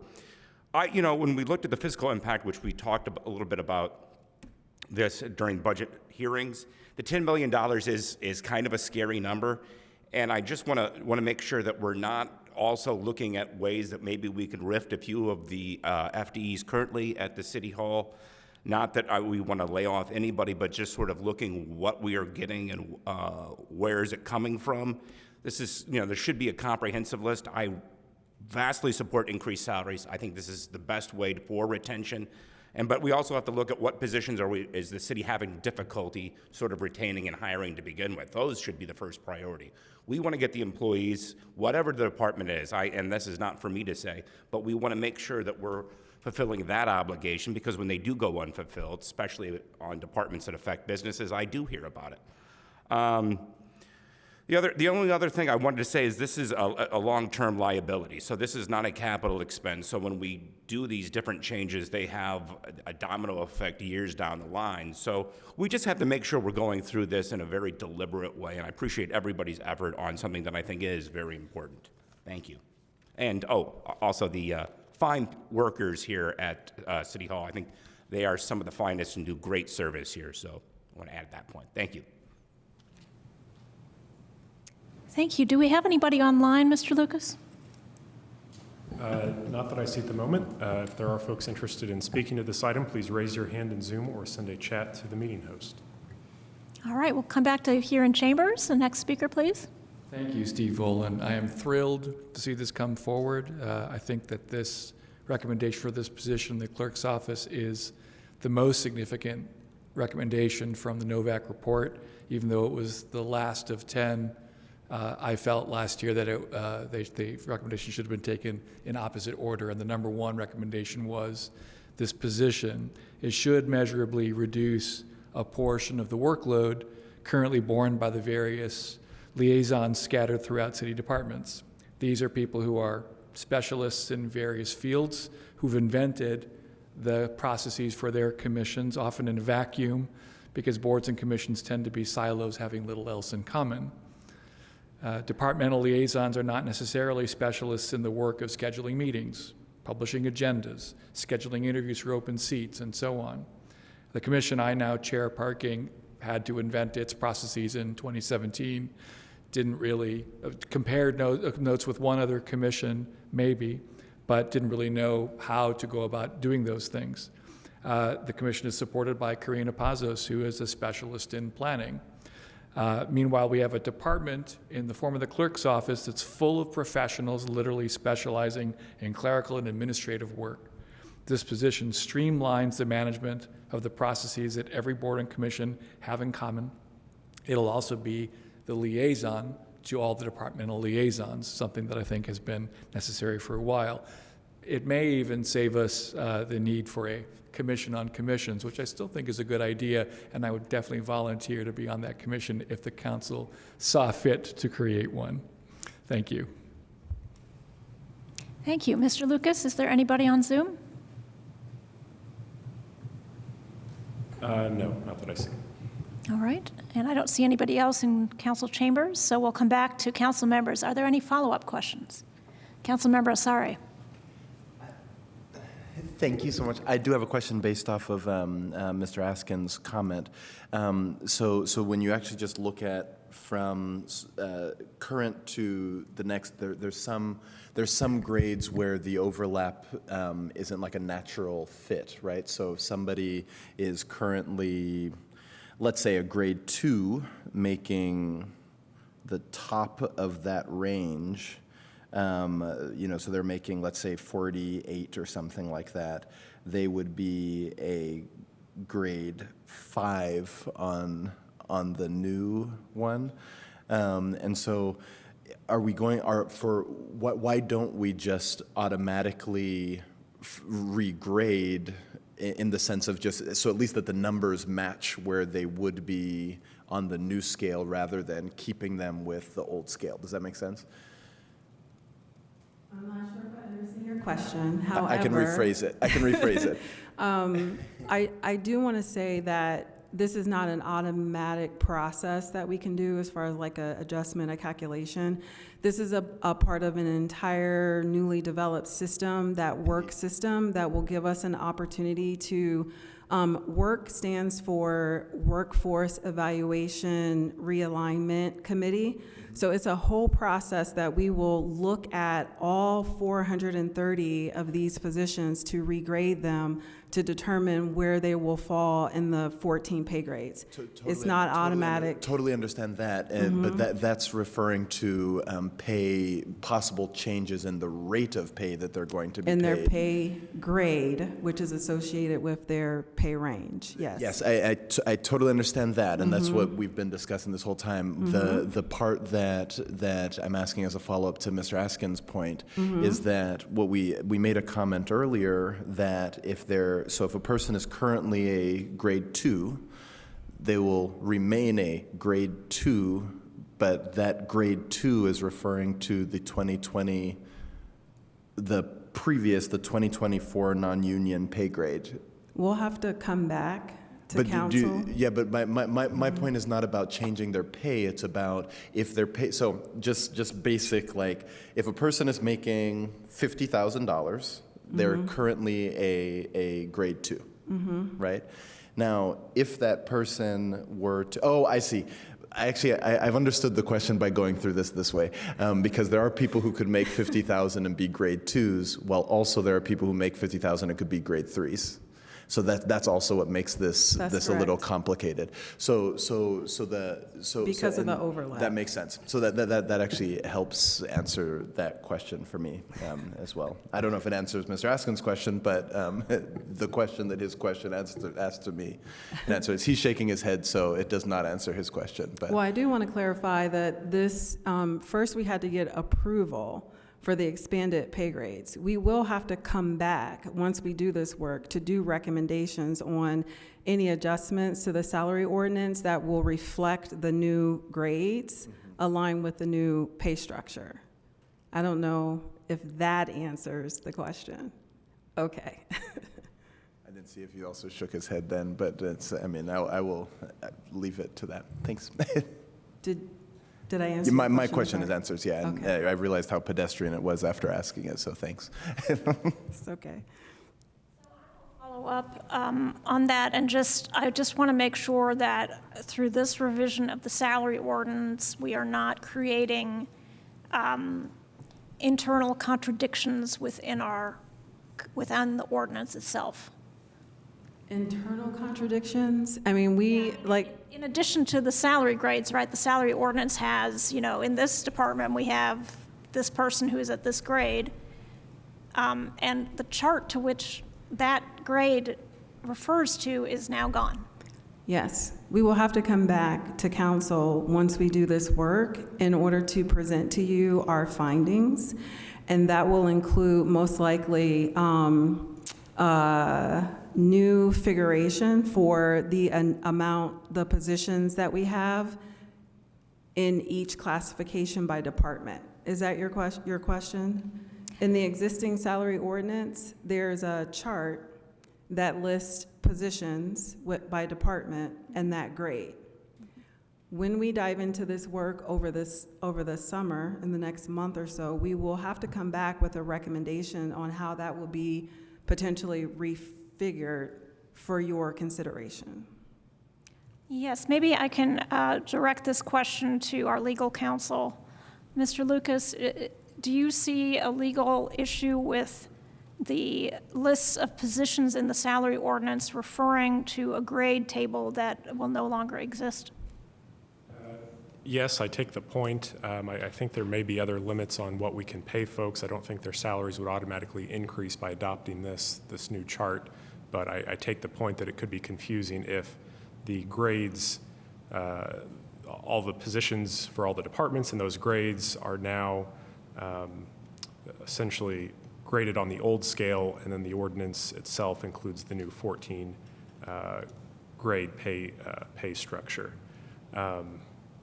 I don't know if the administration had thought of that, but I don't know that would impact salaries. I take Director Paychak's point that the administration would plan to come back, but perhaps this could have been done clearer to make it more obvious that the salaries wouldn't be affected at this stage. But does it put us in any legal jeopardy, do you think, to have salaries in there that refer to a pay grade structure that no longer exists in the same ordinance? I don't know that it puts the council in any jeopardy. I'd want the administration and the Human Resources Department, who are responsible for compensation, to be comfortable with this. I don't think this would authorize more expenditures than the council has already given permission for. Is there any further response from the administration on this?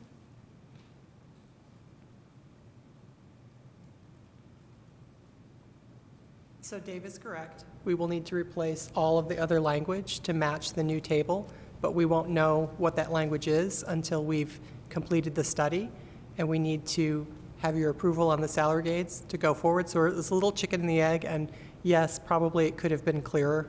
We could have kept the old one and added some extra text there, and if we needed to update that, we could do that. Okay, I just want to make sure anybody referencing that ordinance will understand it. Yeah. We didn't want to begin this work until we first had the approval of the expanded grades. All right, I understand. And since there's no detail on any particular position having a different salary at this point. We would have to come back to you for that approval anyway. There's not an authorization per se just by publishing the new ranges that any person would be able to place themselves in any range and say, I get X salary. And when we, just to be clear, when we come back to propose the new grades for the positions by department, we will also have budget implications along with those recommendations. Thank you. Are there any other follow-up questions? Councilmember Stossberg. I kind of have a follow-up question to that one. In terms of this issue, I think that I hadn't totally maybe caught on that both of these are 2024. And I'm wondering whether you had thought of proclaiming this as a 2025 pay scale and what the implications of that would be, or why it was chosen to like modify the 2024 pay scales. Like, because if I mean, it's coming without a fiscal impact, but kind of with the full understanding that like there will be a fiscal impact eventually. But the conversation, you know, when I asked about fiscal impact before, it was kind of like, well, in 2025, there'll be more of a fiscal impact as opposed to 2024. So why aren't we just looking at this proposed scale as being a 2025 scale? Because then it feels like that would, because we definitely have a chicken and an egg scenario, and I get the chicken and the egg, but it feels like if it was just 2025 declared, then we wouldn't have a chicken and the egg because it would all happen at the same time. So why did you decide to do it this way? Yeah, because it's my understanding that for the 2024 budget, there was some money that has been reserved for Crow implementation. About 500,000 is what I remember. We probably have about 450,000 left. And so we were trying to make sure that we implement more Crow recommendations so that we may even have some recommendations for 2024 as well as 2025.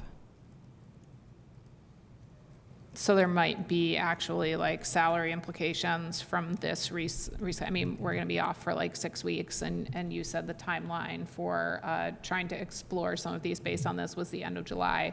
So there's some potential that in August we might see you come back and say, okay, we want to change the grades on these things, which is going to have a fiscal impact of however much because we're actually raising somebody's salary now. We will propose that, yes. We will have the work done for your consideration for what the fiscal impact could look like for the 2024 budget, as well as some recommendations to help inform the 2025 budget. Okay.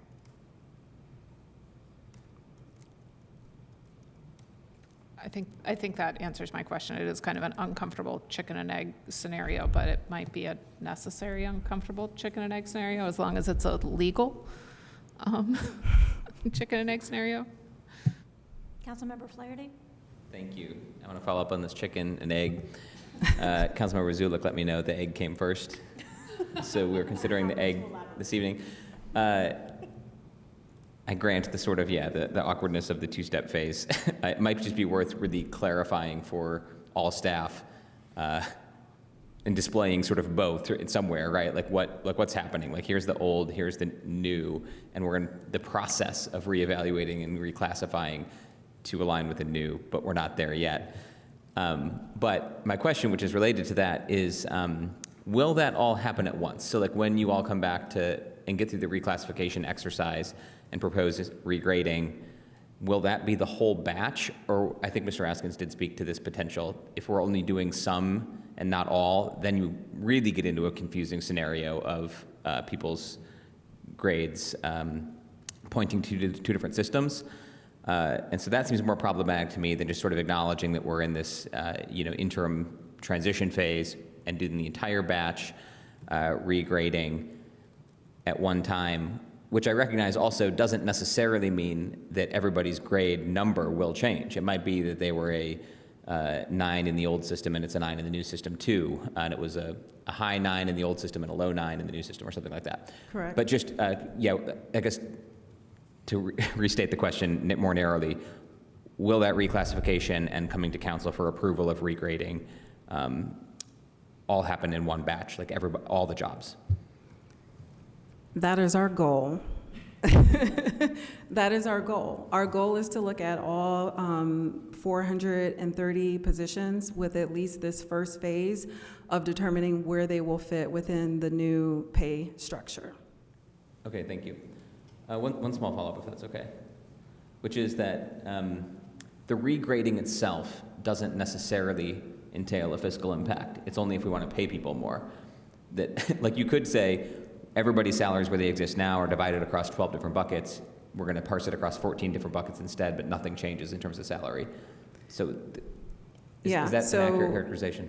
Yeah, because it's to my understanding that when we come back after we do the work with the recommendations, the first recommendation we will have will be the outcome of where the positions fall within the pay grade, what is their pay grade first, and then make some recommendations on what the fiscal impact will be. But it's not guaranteeing, like nobody has an expectation that if your salary, if your grade goes up, then you automatically get an increase. Right. Also, if your pay grade goes down, that you will get reduction in pay. Like that is not the intent. And so I wish I could be more clear in how I respond to the question, but we just don't know what this will look like until we have an opportunity to do the work. But 2 different phases. Number 1, pay grades. Number 2, budget implications. That was helpful, thank you. Any other follow-up questions? Councilmember Stossberg? Sorry, I have another one. So is it worth exploring the idea Section 4 of this ordinance says that it shall be in full force and effect from and after its passage by the Common Council and approval by the mayor?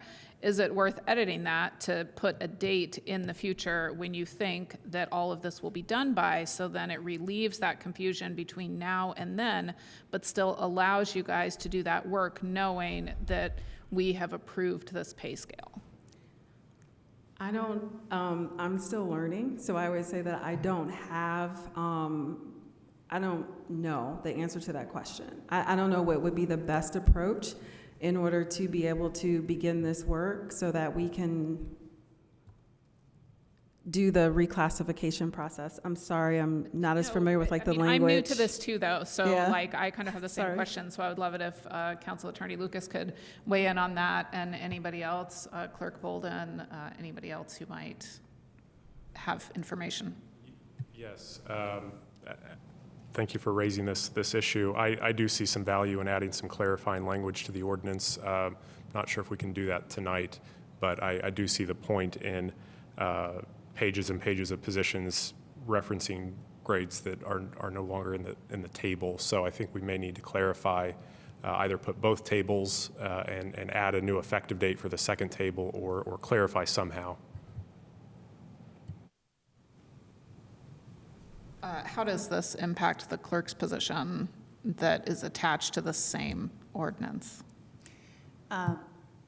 Well, that's part of the issue was actually getting it posted or getting the position in place so that we could start the hiring process, because the boards and commissions actually starts in the fall. It doesn't really start when you all start making the appointments. We start doing a lot of posting and organizing in the fall. So to get ready for that, and it will delay it significantly, although we still need to do an appropriation ordinance for the funding of the position itself. So if that's helpful.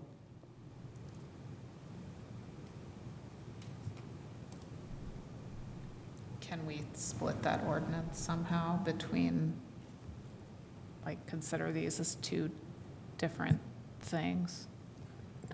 Mr. Lucas, is there a way to add a note to legislation without actually revising the legislation? I mean, it's very tricky as we are in the middle of a meeting to attempt to revise the legislation or find appropriate language out of thin air to add or revise at this point. So I'm just wondering if what I'm asking is an option, to just append a note. I'm not sure. I haven't seen that. I'm not sure how that would work. I think if amendments are needed, it may have impacts, but my suggestion is to take the time to do those. You know, a note, the council could certainly add a note that it wants. That would be amending the legislation, you know, even if it's not, you know, in a section somewhere. So if you would like to add language to the document, we would still need to have the council direct that.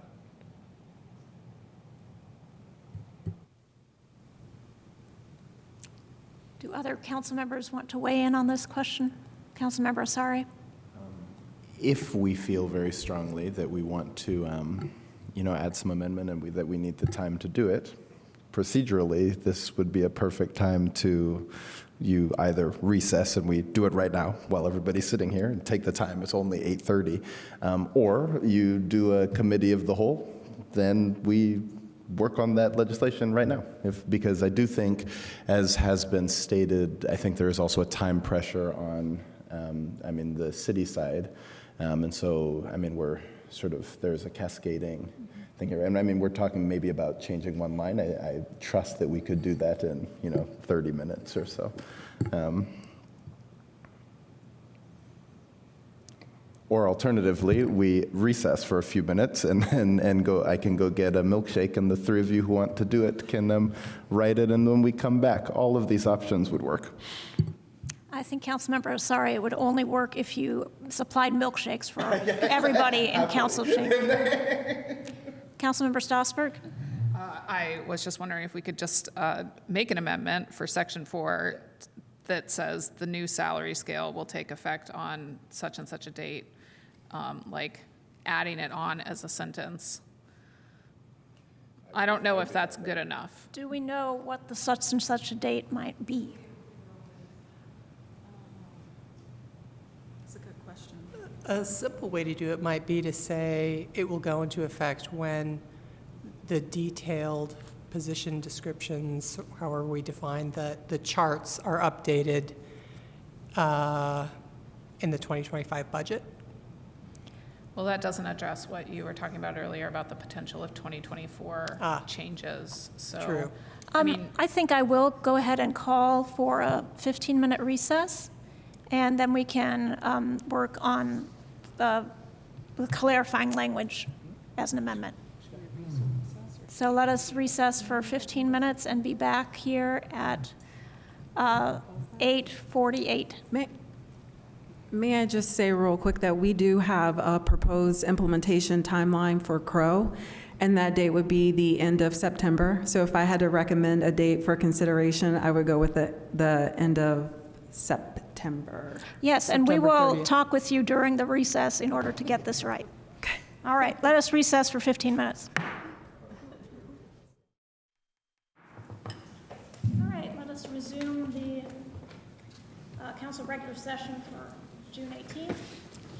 We were talking about ordinance 2024-15, which amends the salary ordinance. And I would like to move amendment 1. Second.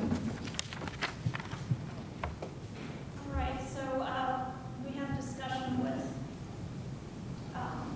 city staff and with council staff and through council members, myself, council members, Stossberg, Councilmember Flaherty. And we came up with this solution to the tricky problem of having a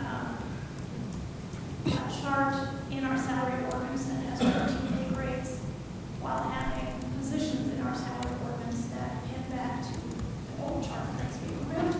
So the amendment is as follows. Section 4 shall be amended by deleting it and replacing it with the following. This ordinance shall be in full force and effect from and after its passage by the Common Council and approval of the mayor, provided, however, that Section 2 of the ordinance shall become effective on January 1st, 2025. And this would provide certainty. I apologize. I think someone had muted the chambers here. We were getting messages that folks on Zoom couldn't hear any of that, so I think we are good to go now. Sorry about that. So we are talking about an amendment to ordinance 2024-15 to, which will read, so section 4 of the ordinance would read that this ordinance shall be in full force and effect from and after its passage by the Common Council of the City of Bloomington and approval of the mayor, provided, however, that Section 2 of the ordinance shall become effective on January 1st, 2025. And this, if we adopt this amendment, that would give the city administration the certainty that we approve of the new pay grade table, but it would mean that table would not go into effect until January 1st, so that there is not the internal inconsistency in the salary ordinance between a table that is new and positions that pin back to the old table. And in discussions with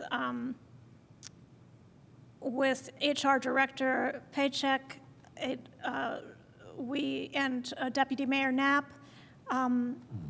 they, I think, are in agreement with this. We can check with them, of course, with the understanding that positions that they would like to change in 2024 can still have their salaries adjusted with the understanding that as of January 1st, their pay grade will be adjusted as well. Director Paycheck, do you want to? That is our understanding, and we agree. Okay, thank you very much. Are there any questions about the amendment? Yes, Clerk Bolden. Just really quickly, I didn't catch who made the motion and second for that. Oh, yes, I made a motion and Councilmember Stossberg seconded. Thank you. Any questions from council members? All right, any comments from the public about the amendment?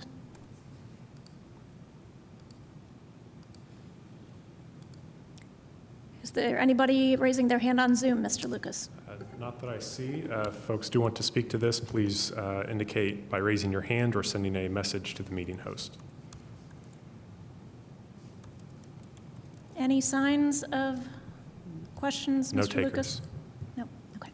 All right, come back to council members. Any comments on the amendment? Clerk Bolden, could you please call the roll on Amendment 1? Oh, I'm sorry, Councilmember Stossberg, did you have a comment? I just wanted to thank staff, both city staff and Mr. Lucas for doing this very quickly, and for the public for giving us 15 minutes to do that. Thank you. Agreed. Clerk Bolden, could you please call the roll on Amendment 1? Yes, Councilmember Asari. Oh, yes. Rosenbarger. Yes. Daly. Yes. Flaherty. Yes. Zulik. Yes. Rallo. Yes. Ruff. Yes. Piedmont Smith. Yes. And Stossberg. Yes. Thank you. All right, that passes 9-0. Thank you. And we've already gone to public comment on the ordinance as a whole. So are there any final comments on ordinance 2024-15 as amended?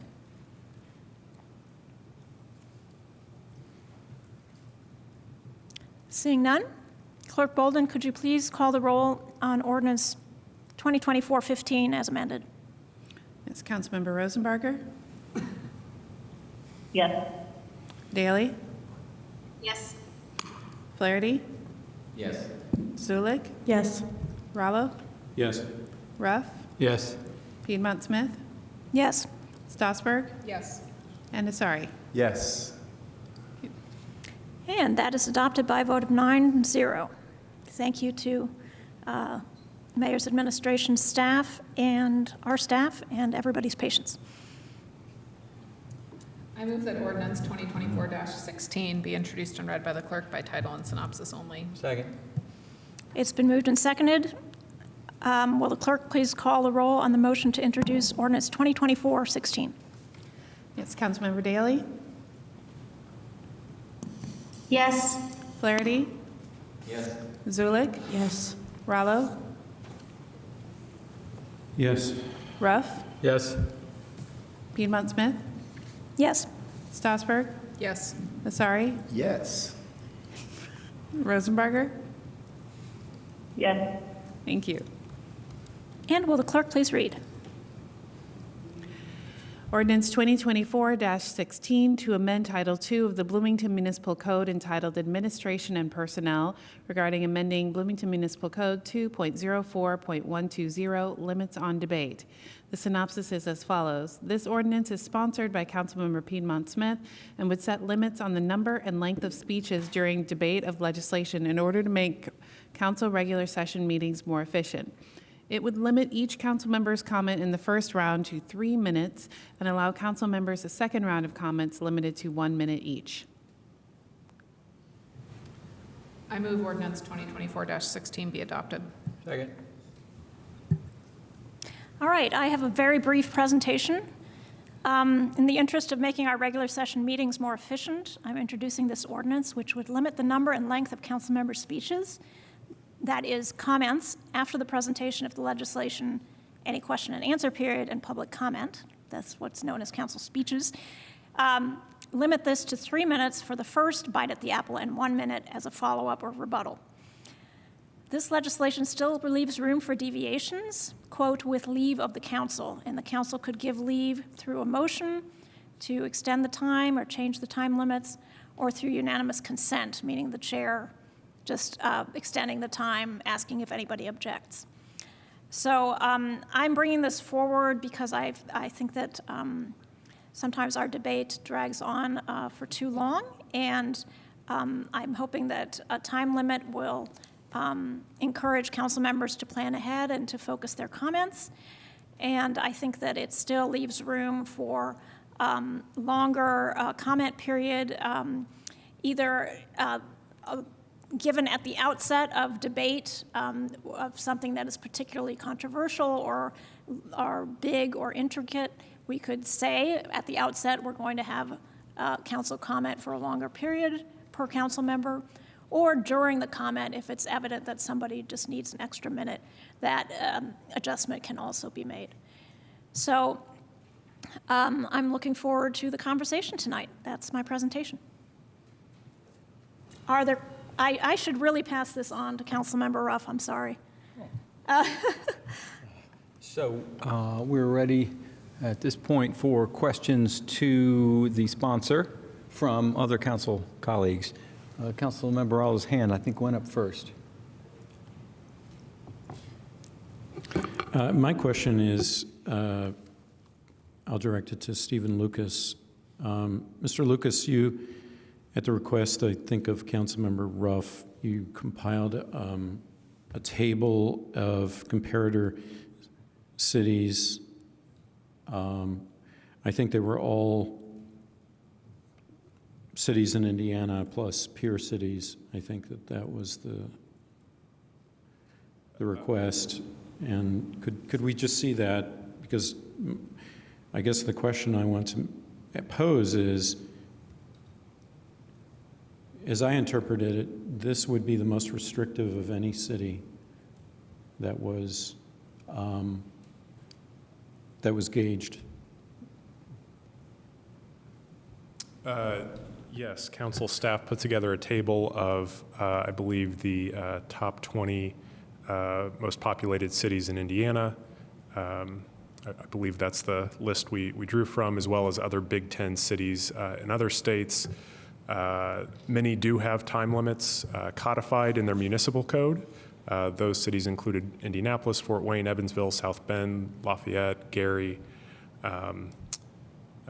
Champaign, Urbana, Illinois, Minneapolis, Minnesota, and Columbus, Ohio.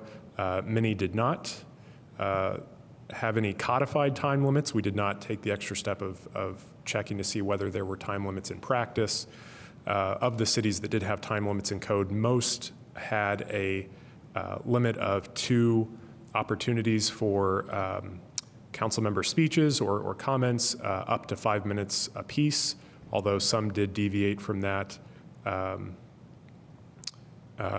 Gary had a 3-minute time limit, but I don't believe had an overall number of speech limits. Minneapolis, Minnesota had different time limits for the 2 different speeches it allowed. So Just for the public, I noticed that many of them had 5 minutes initially, and 5 minutes for rebuttal. That seemed to be the most common. And then the most restrictive was Gary, which seemed to be an outlier, which was 3 minutes and 3 minutes. I had one other question, but I can wait.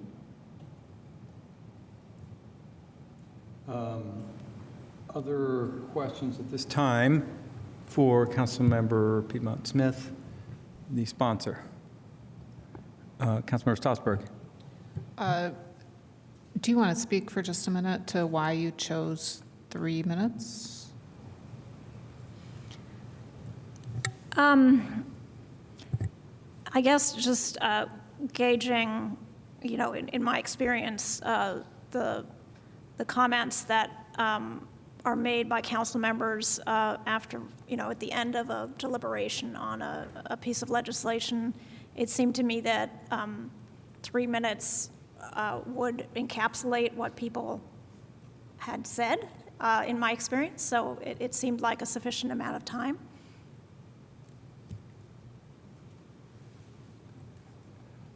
Okay, I would have a follow-up to Councilmember Rallo's question about other communities.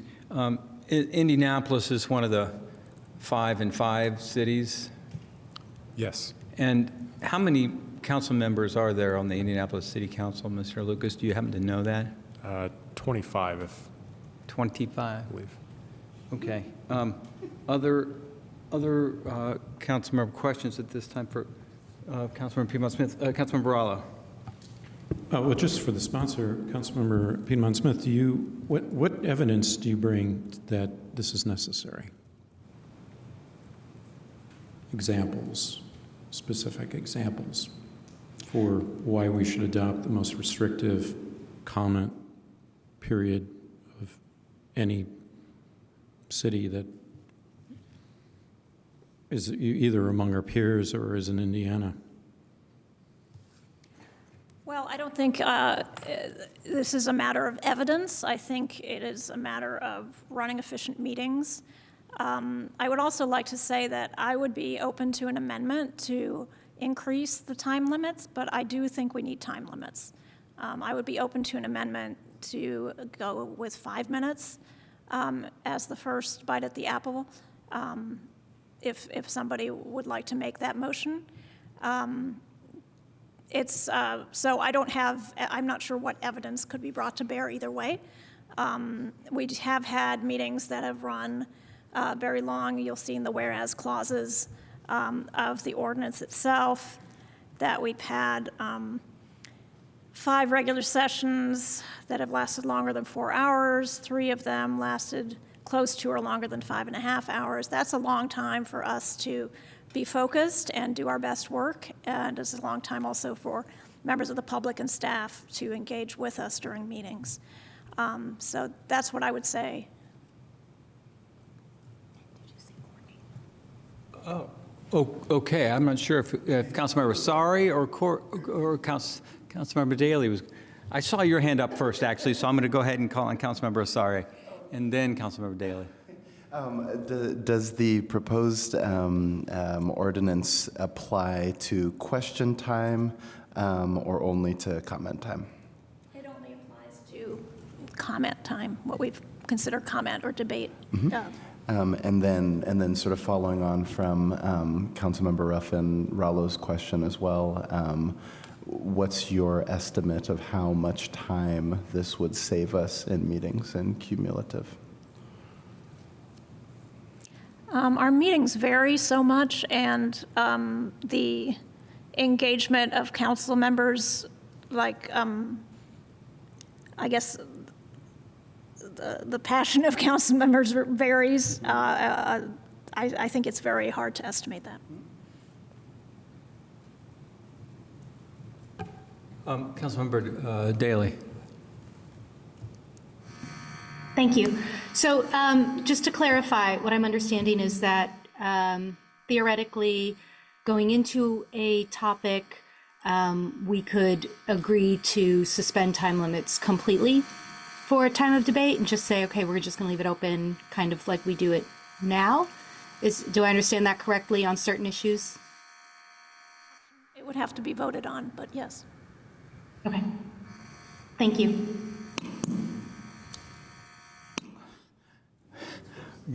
Councilmember Flaherty. Thank you. I somehow missed the email with the chart, which I appreciate. I'm looking at it now. That's why I walked over to Mr. Lucas's desk.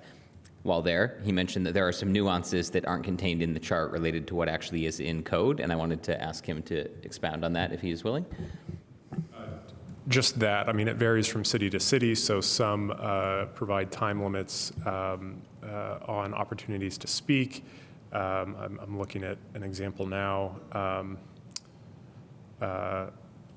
Indianapolis states that members may speak no more than twice, nor for more than 5 minutes on each occasion, without leave of the council, except an explanation, unless the member is the mover, proposer, or introducer of the matter pending, in which case such member shall be permitted to speak in reply, but not until every other member desiring to speak shall have spoken. So we didn't capture all of those nuances. We were simply asked to look at what other cities codify. We did try to provide a link to those, and again, this spreadsheet was shared with council members. Happy to make this available to other interested folks if they would like. Thank you. I think Councilmember Sari had another. I hope this would probably be my last question, but so just playing this out, as proposed, it's 3 minutes for the first comment, with 1 minute for any subsequent comment. But we specify that it's the second, so we're saying that we can only speak twice, 3 minutes, and then 1 minute. So if we're trying to have an actual discussion, a back and forth, so say, for example, council member Rollo, says that I have a big head in the middle of his thing, but I've already spoken twice, right? Can I? He wouldn't say that because he is the most gentle, lovely man on earth. But a genuine point, like if he were to say, hey, on the thing that Councilmember Asari said, as an example, I've already spoken twice. Can I respond? Or is that I've said my saying for the night and I need to be quiet? Well, the normal rule would be that you would not be able to respond. You could ask the chair to give you leave to respond. And it would be at the chair's discretion at that point. I want to respond to that too. Okay, Councilmember Strasburg. Because isn't there something about Roberts that if your name is invoked, then you can respond even if you are out of order? Yes, if a member raises an objection or a point of order, the chair can respond to that. I'm pulling up our code. So there may be breaches of the council's rules that go beyond just the limits on speeches. Right. So in that example, if Councilmember Rollo had accused Councilmember Asari of having a big head, then Councilmember Asari could say, point of order, my name was invoked, and I'm going to respond to that comment. Right? I think he may want to raise an objection. I don't know that he would then be able to, respond with a further speech. But so they could respond in terms of. I think he could object to the comments. Okay. I don't know that he would then be entitled to a further speech to offer a rebuttal. Okay. The appropriate thing may be to just object to the violation of the council's rules. Okay. Would that be satisfactory to you in such an occasion that your name was invoked? It was a poor example. It was what I meant to was say I just don't think very well on my feet. What I meant to say specifically was if we're trying to have a back and forth, a constructive dialogue, and somebody, I've already given my opinions, I've reflected on something, but somebody raises an interesting point, like as was maybe just done now, and you want to respond to what was said, sort of in a way, how would we go about that? I think that it's already been answered, which is you'd ask the chair, for the ability to respond, and they would be able to decide whether you could or not. For the record, to be very clear, I don't think anybody would ever comment on the size of anybody else's head, but. I should add, our local rules do provide for the rights of members to address the council on a question of personal privilege. It limits those to cases in which integrity, character, or motives are assailed, questioned, or impugned. So I don't know that I caught the hypothetical to know whether that fell under those, but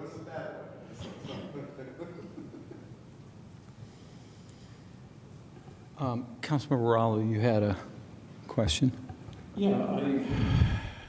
Okay, so, I mean, this is really serious to me because it involves the chance the council has for deliberation, that is learning from colleagues, testing ideas, and potentially changing minds. So, Councilmember Piedmont Smith, you said in reply to Councilmember Sari's question, you said our meetings vary so much. So there's a lack of evidence, I think, that I've seen of council members abusing comment time. And then you stated our meetings vary so much, meaning I think that may be a reflection of scheduling, for instance. Could that be one reason that meetings run late? There are many reasons why meetings run late. Sometimes it's scheduling, sometimes it's unanticipated controversies that come up that the council president didn't expect when doing the scheduling. Sometimes it's presentations that are too lengthy. Sometimes it is question and answer that goes on for a long period of time. In my experience, sometimes, and not infrequently, it's the council comment period where members in the past have taken more than 5 minutes and more than is actually needed to get their point across, more minutes than actually was needed in my view, and I always listen to colleagues, more time than was needed. So this is just one area in which we could put time limits. There are other areas where we might explore time limits as well. I think examples of specific examples of abusing comment time. I mean, we handle a lot of different topics. Some are relatively trivial, don't require much comment. Others have huge consequences. Don't those deserve a lengthy debate if they have real consequences for the community? Do we really want to limit it to 3 minutes of something of huge magnitude? As I mentioned earlier, I think that if there's something of great magnitude, as using your term, a council member can bring forward a recommendation for structuring debate at the beginning of the debate on a piece of legislation that says, when we get to council comment period, let us strike the time limits, or let us put a time limit of 7 minutes or something like that.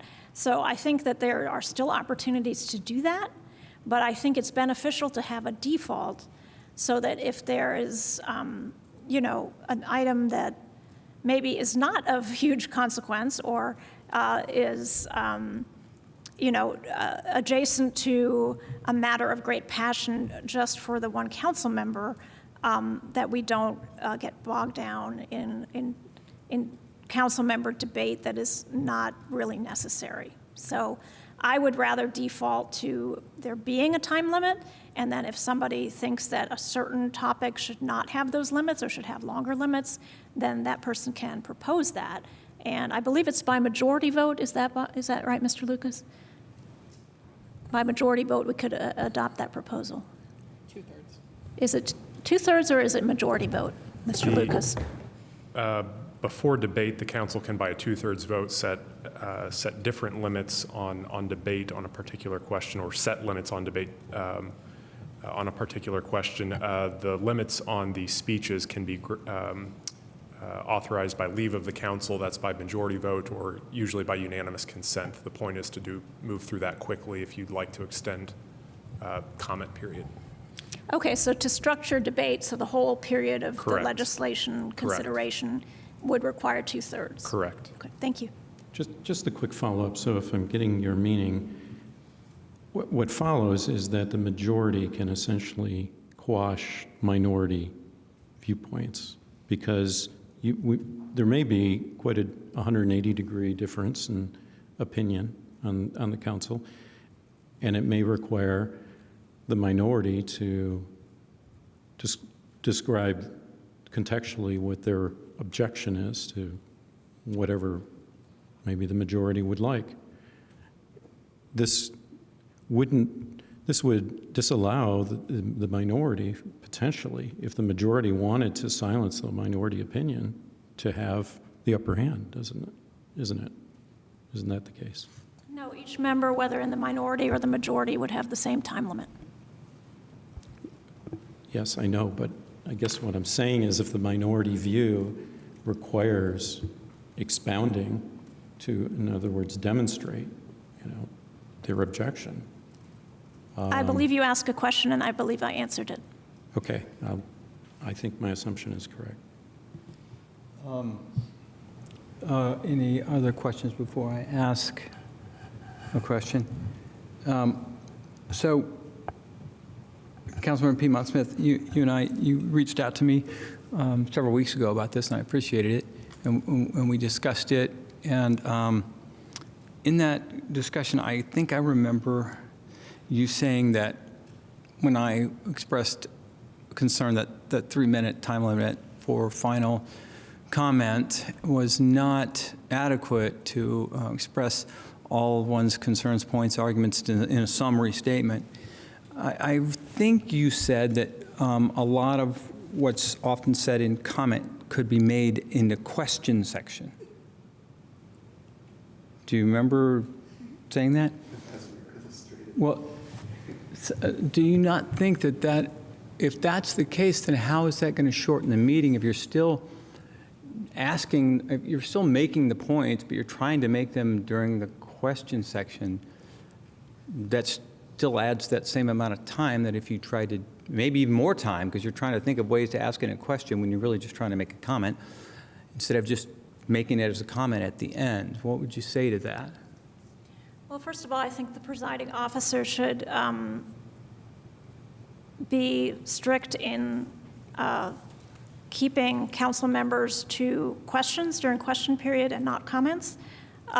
Secondly, as I mentioned earlier, there are various portions of our regular sessions that might be subject to time limits, and the question and answer period may be one that in the future we consider to put time limits on as well. Okay, I had another question, if no one else has one right now. And that is that a minute ago, I believe you said something about the default.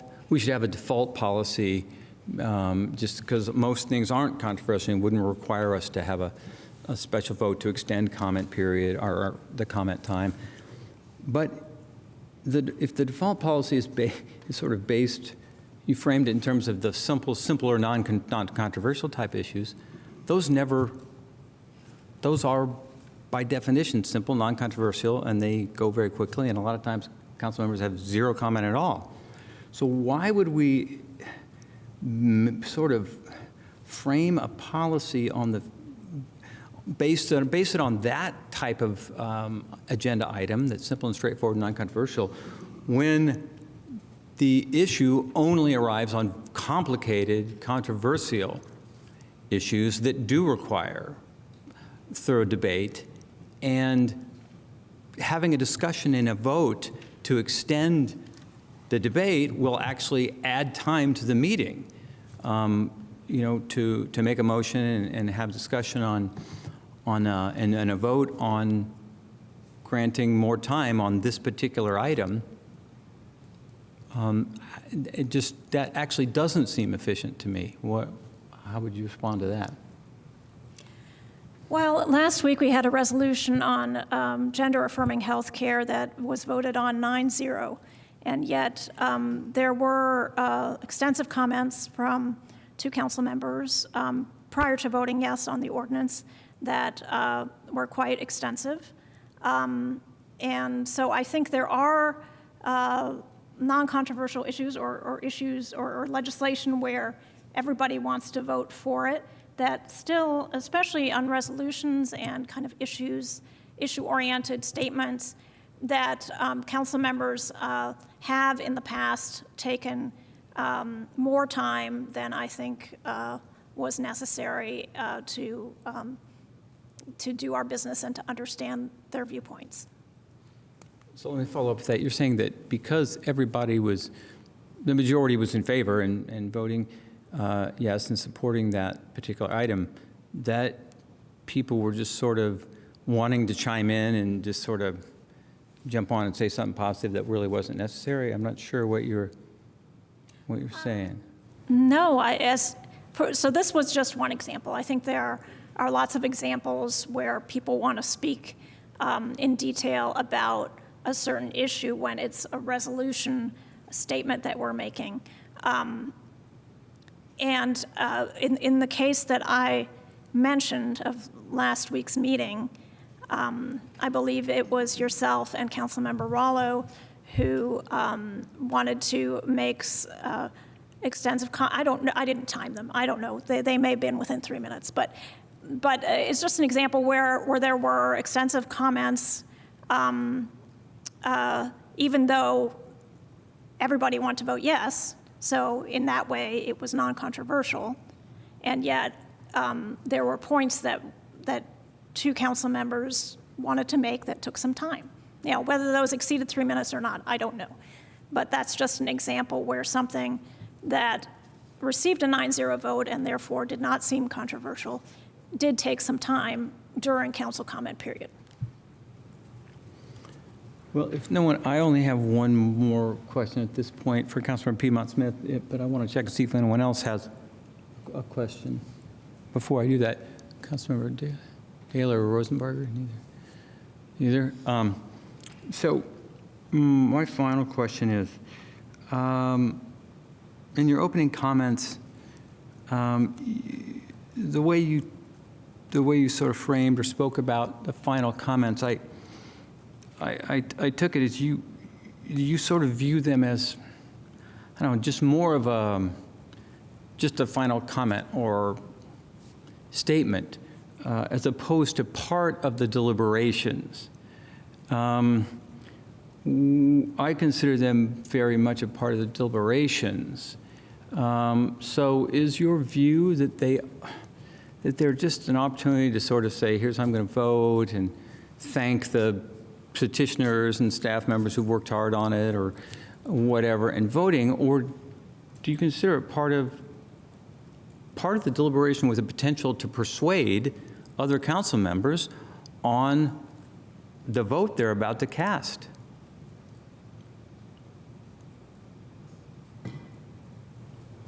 Is there a question? Yeah. Do you consider the final comments to be part of the deliberations or more just a final statement about how you're going to vote and recognizing people who were involved and worked hard?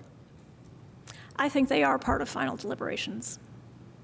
Some votes are very difficult, and I am eager to hear what colleagues have to say that in some cases may persuade or have an influence on my vote. Okay, thank you for your responses, Councilmember Piedmont Smith. Any final questions before we move to the public for public comment? Well, Councilmember Stossberg. Councilmember Stossberg. I think that I would like to move a potential amendment to this and amend it to be 5 minutes for the first speech and 2 minutes for the second speech, because that aligns more with other cities around Indiana. I do generally support the idea of time limits on council comments. So is that officially moving that amendment that you just sent to me, Mr. Lucas? If you would like to make that motion, I can display a written amendment. So I think that means I'm moving Amendment 1. Do we have a second? I'll second. It's been moved and seconded. You're just going to fill in the blanks there? I had expected someone to potentially move an amendment. So how this is written is that it would increase the 3-minute time limit on the first speech to 5 minutes, and the 1-minute time limit on the second speech to 2 minutes. And I could talk about that more if you want me to. Yes, you have an opportunity to discuss, and then questions for you. I agree with the premise of this ordinance that time limits for council comments are valuable. I think that there have definitely been moments in the last 6 months where there have been council comments that have been exceedingly long, and I'll say 7 minutes is exceedingly long. And you asked a question a second ago, Councilmember Ruff, about whether you thought that, or whether Councilmember Piedmont Smith thought that that time was to be persuasive to others or just to kind of generally share. And I think that it can be persuasive to others, but if you talk for too long, it becomes a turnoff. And suddenly it does not become persuasive anymore. And I definitely think that there is a balance to be struck and that we all have to figure out how to strike that balance. And as part of being honestly elected officials, at some point we probably had to strike that balance in order to get elected, because the same thing is true when you're campaigning. If you talk too much at somebody's door, they're like, oh my gosh, will you just leave me alone now? So you have to know your audience and you have to figure that out. And I think that 3 minutes does maybe seem a little short. 5 minutes seems more than adequate for kind of a conclusionary speech, even a persuasive conclusionary speech. And I put it up to 2 minutes because 1 minute always just seems really, really stressful. And so that's why I made 2 minutes for the second one. Any questions for Councilmember Strasburg?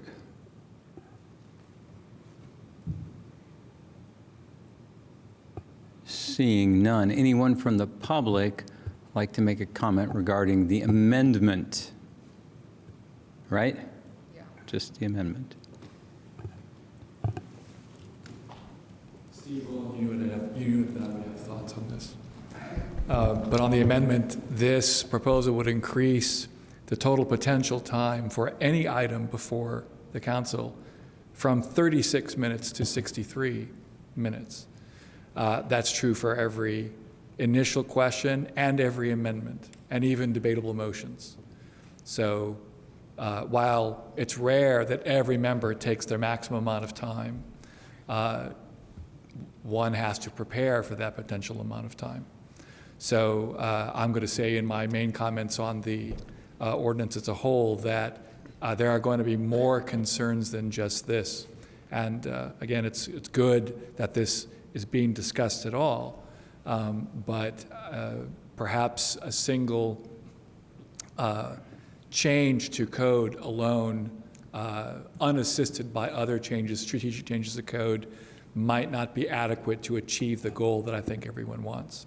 I'll have more to say during the regular part. Thank you. Thank you. Anyone else from the public would like to say a few words? Do we have anybody online? We do have two takers from Zoom. If there are others who would like to speak, please raise your hand or send a chat to the host. Would you like to go to Zoom? Well, seeing as we have someone at the podium, let's go ahead and let the person at the podium, and then we'll take 2 Zoomers in a row. Dave Askins with the B-Square Bulletin. So the table that was provided apparently to council members, it would have been nice to have seen that posted somewhere, but a lot of cities have these sorts of rules as a separate rules document. They don't put it in city code per se. So Ann Arbor, Michigan, for example, has a rules document, and this is theirs. A council member shall not hold the floor for more than 2 times on a given question, 3 minutes for the first time, 2 minutes the second time, except with the concurring vote of 3/4 of the council members present. And that is an 11-member council, which also includes the mayor. just for background. Thanks.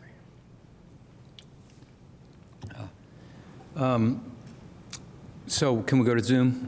Yes, first on Zoom is Jamie.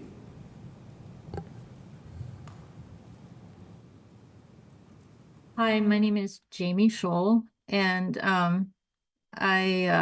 listening to this, I didn't plan on speaking. I find that the comments and the discussion are really helpful for knowing the thoughts and the structure that the council members have gone through to come to a conclusion. Besides the deliberation, the sharing the information between each other and also to the public. I've enjoyed listening to the final comments. I would like for them to be 5 minutes and with the subsequent comment of 3 minutes. That if you shorten it that much for someone to think on their feet or on the fly, some people may take longer. And I want to hear that. This is also culturally for some cultures, especially Native American cultures that I've worked with, this time frame would be way too short for them to think through. You know, this may apply to other cultures, but those are the cultures that I am familiar with. I also like to hear the comments because it allows for those to be on the public record. And I've been listening to council meetings off and on since, nursing my first baby. So it's been over 25 years. And that's how I got interested in city government and eventually becoming involved. So I would, I know that the amendment is for 5 minutes and 2 minutes or something, but if it would be lengthened a little bit longer, then I know there's information that I garner from all of you all that helps me make decisions and understand how city government works. And I've left, less than 2 minutes. Thank you. Have a good evening. Thank you. Another online commenter? Next on Zoom is Joe.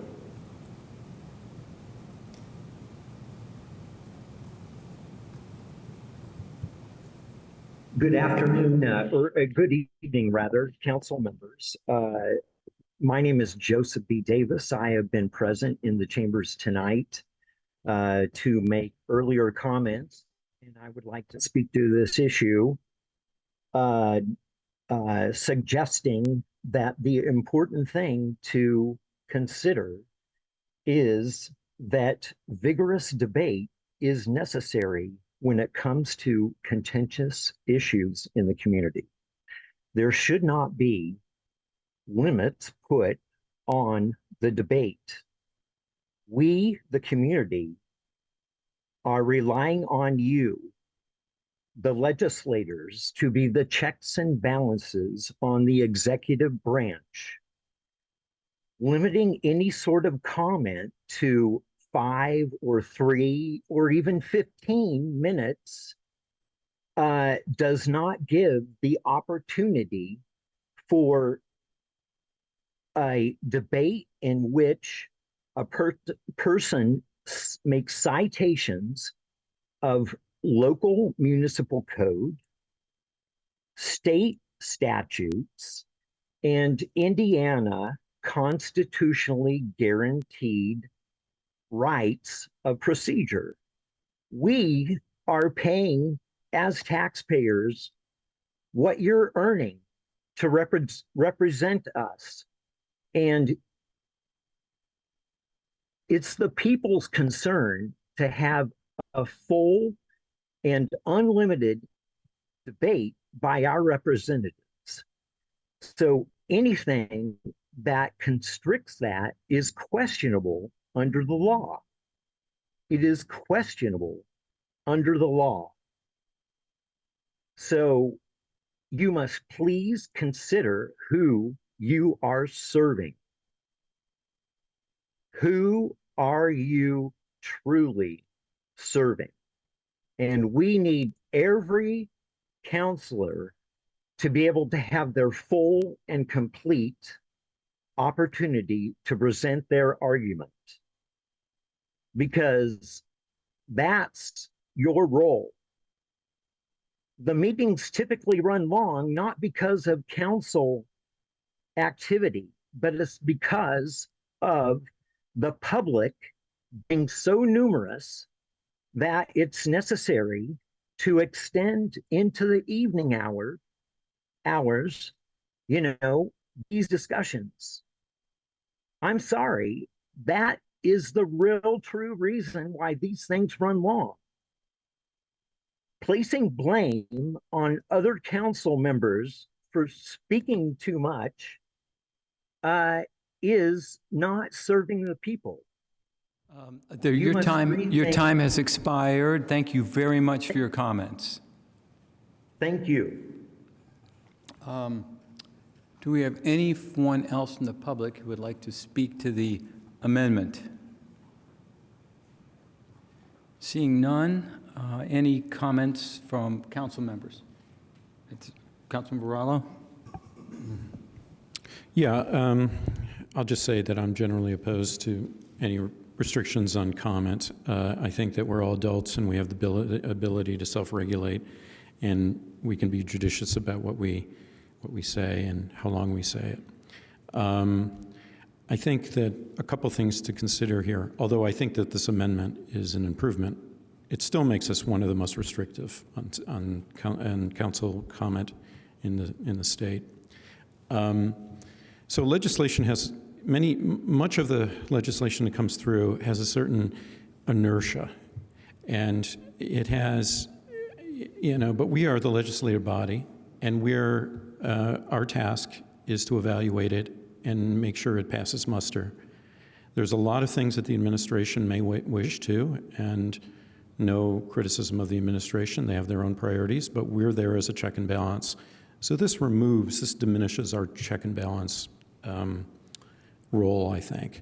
I think it has a chilling effect on deliberation debate, thinking of times in the past where there has been a need to do a little presentation, in other words, some slides, and having only 5 minutes is a bit short for that, I think, depending upon the topic, of course. So then the question comes, if we're allowed more time by the majority, then all's well. But I have to only look back a few weeks because I relied on the majority during final comment on Summit to allow me to make any comment, and I wasn't allowed to do that. It wasn't honored. So I'm a little suspicious that that's going to be an option. I'd like to protect the minority opinion, and that may require more time on the part of the minority opinion to present counter evidence.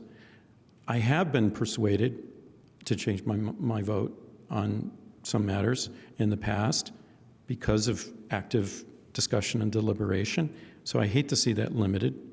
And just lastly, Bloomington, it's a center. It's an intellectual center of the state. It's a place of ideas and testing ideas. We do things that other communities don't. We take on subjects that a lot of other communities don't.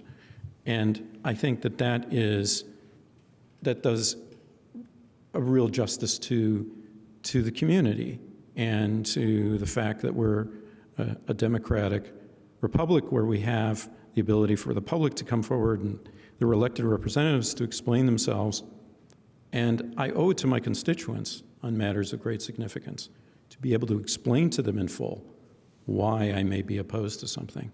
So this is an improvement. I'll still vote against it because I believe that we can self-regulate, and I haven't seen any evidence at all that it's been abused. Perhaps if there was a presentation that demonstrated that, then I'd be brought around, but lacking that, I'd like to continue as we have been going. Thank you. Councilmember Piedmont Smith, about the amendment?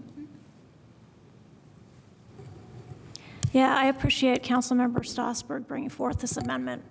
After talking with various colleagues and looking at the chart that was sent out, it does seem like, well, I think that 5 minutes plus two minutes is more appropriate than 3 + 1. So I'm happy to support the amendment. But just a note of caution on the chart, and my apologies, it should have gone in the packet addendum this Monday, is that council staff checked city codes to see if there were time limits in the codes. As Mr. Askins pointed out during public comment, a lot of cities don't put such administrative details in their actual municipal codes, but may well have time limits that are in some rules documents that are internal to the municipality. So just wanted to make that point. Thank you. Any other comments on the amendment? Do you want me to make mine before, and you have the last word since you're the sponsor, and you might want to respond to what I'm about to say? Well, I'll just point out, this probably isn't lost on everybody, but since I'm sort of at this point in the first 5 or 6 months of this council, apparently the poster boy for abusing the privilege of speaking. Apparently my 7 minutes of talking about the Summit development, the largest development project in the history of the community, very complicated with all the implications that go along with that. Apparently that was based on some of my colleagues' reactions tonight. It was sort of an egregious example of not respecting time. Yet, I have to say, 5 + 2 = 7.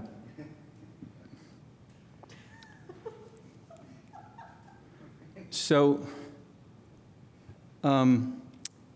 that's all I'll have to say at this point, because I'll have more comments at the when we vote on the overall amended, if this passes the amended ordinance. But go ahead, Councilmember Stossberg. Thank you. First of all, I don't think that putting time limits on things removes checks and balances. And part of the reason why I think that is that, by the way, somebody time me right now. Let's see how well I do. Is that there's always exceptions, right? And I do think that we can learn to be efficient in our speech. As for the idea of trying to get some kind of like presentation and make a case for this, I think that would needlessly call people out. And the 7 minutes, I have to say, is because it was reported by the media, not because anybody, or at least not because I went and timed it. But I think that there have been other quite lengthy comments, not just by you, Councilmember Ruff, that have occurred. And my statement still stands that at some point, even though we are all adults, and I am an adult, and I try very, very hard to pay attention to things, even if I disagree with them or even if I find them not interesting, but it absolutely takes away from the point when people start repeating themselves. So that's just a good lesson for everybody. When you start repeating yourself, then people stop listening. And there is kind of, as a teacher, there's kind of a magic number. You say it 3 times and then you're done. Once you get past 3, it's like, oh my gosh, I know, come on, let's go. And if you've ever been a student in a classroom, you know that is true. Like at some point, you just start tuning out your professor and then they say something important and then you've missed it and it's gone because they have droned on and on and on. So even as adults, we can try to manage our brains, but it doesn't always work out. And so that would be my general motivation for the idea of putting time limits on. As you can see from the chart, there are lots of places that do have time limits. I don't think that that's infringing on anybody's right. And I also want to remind council members that we do have a council member page. We can write things up, we can post things, and we can share with our constituents if we have more extended comments on any particular issue. And once again, we can always modify this if there is a big issue or if there is something going on that seems to be of extra import. How'd the time work out? I didn't pay attention. Any other comment at this time on the amendment? Seeing none, someone want to call the question? We don't call the question. Oh, We just ask for the vote. right. Okay, vote. Can we have the call on the vote of the amendment?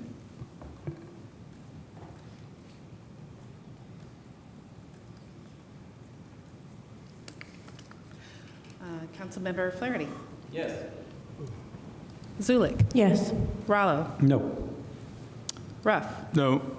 Piedmont Smith. Yes. Stossberg. Yes. Vasari. No. Rosenberger. Yes. And Daley. Yes.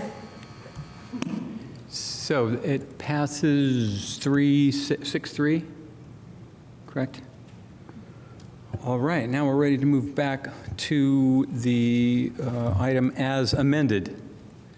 And where were we in that process? We hadn't gone to the We've not public. done public comment We hadn't yet. gone to public comment. So would anyone from the public like to comment on the item as amended?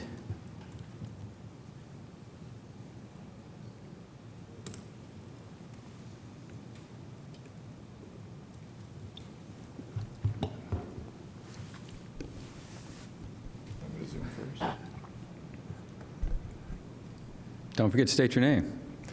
Steve Woolen, 3 main points for now. 1, the ordinance would not limit the number of speeches, as the memo for the ordinance asserts, because members have always technically had the ability to make more than 1 speech before the final vote.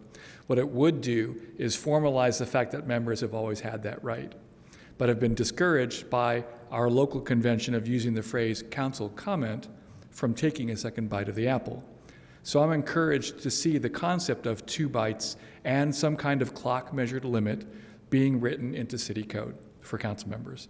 This is a time-honored definition of debate as Robert's Rules presents it. Very simply, a second round of comments by default so that members may have the opportunity to rebut each other's assertions.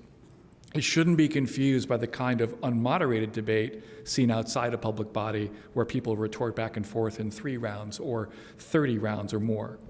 Members should not be afraid to call it debate. The phrase council debate should be the new convention written into the ordinary scripts that members use to conduct meetings. 2, to confirm Councilmember Asari's concern, the new language doesn't prevent the potential for a member declining to use their first opportunity to debate, then getting the opportunity to hear another member speak twice and using their second opportunity to decry the other member's position in an effort to let their own comments go unrebutted. I saw this frequently in previous councils. The council would need to either allow a provisional third opportunity for a member to speak or deprive a member of the opportunity to rebut their strategic colleague.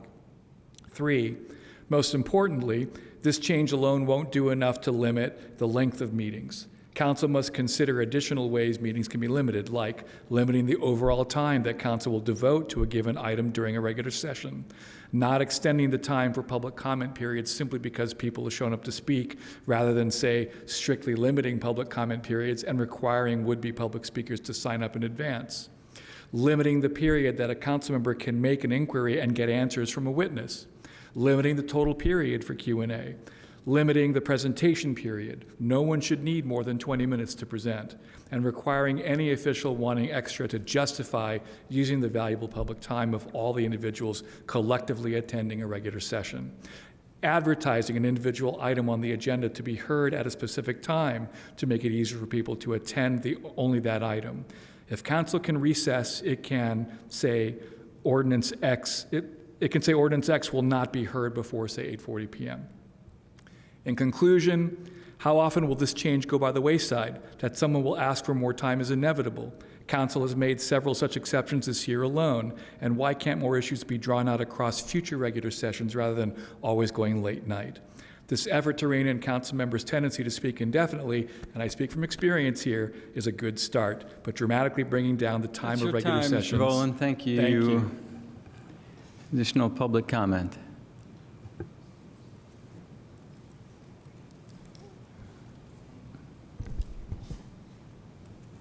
Christopher MG, not from the chamber, but someone who sits here in the audience with a few just remarks to get off my chest.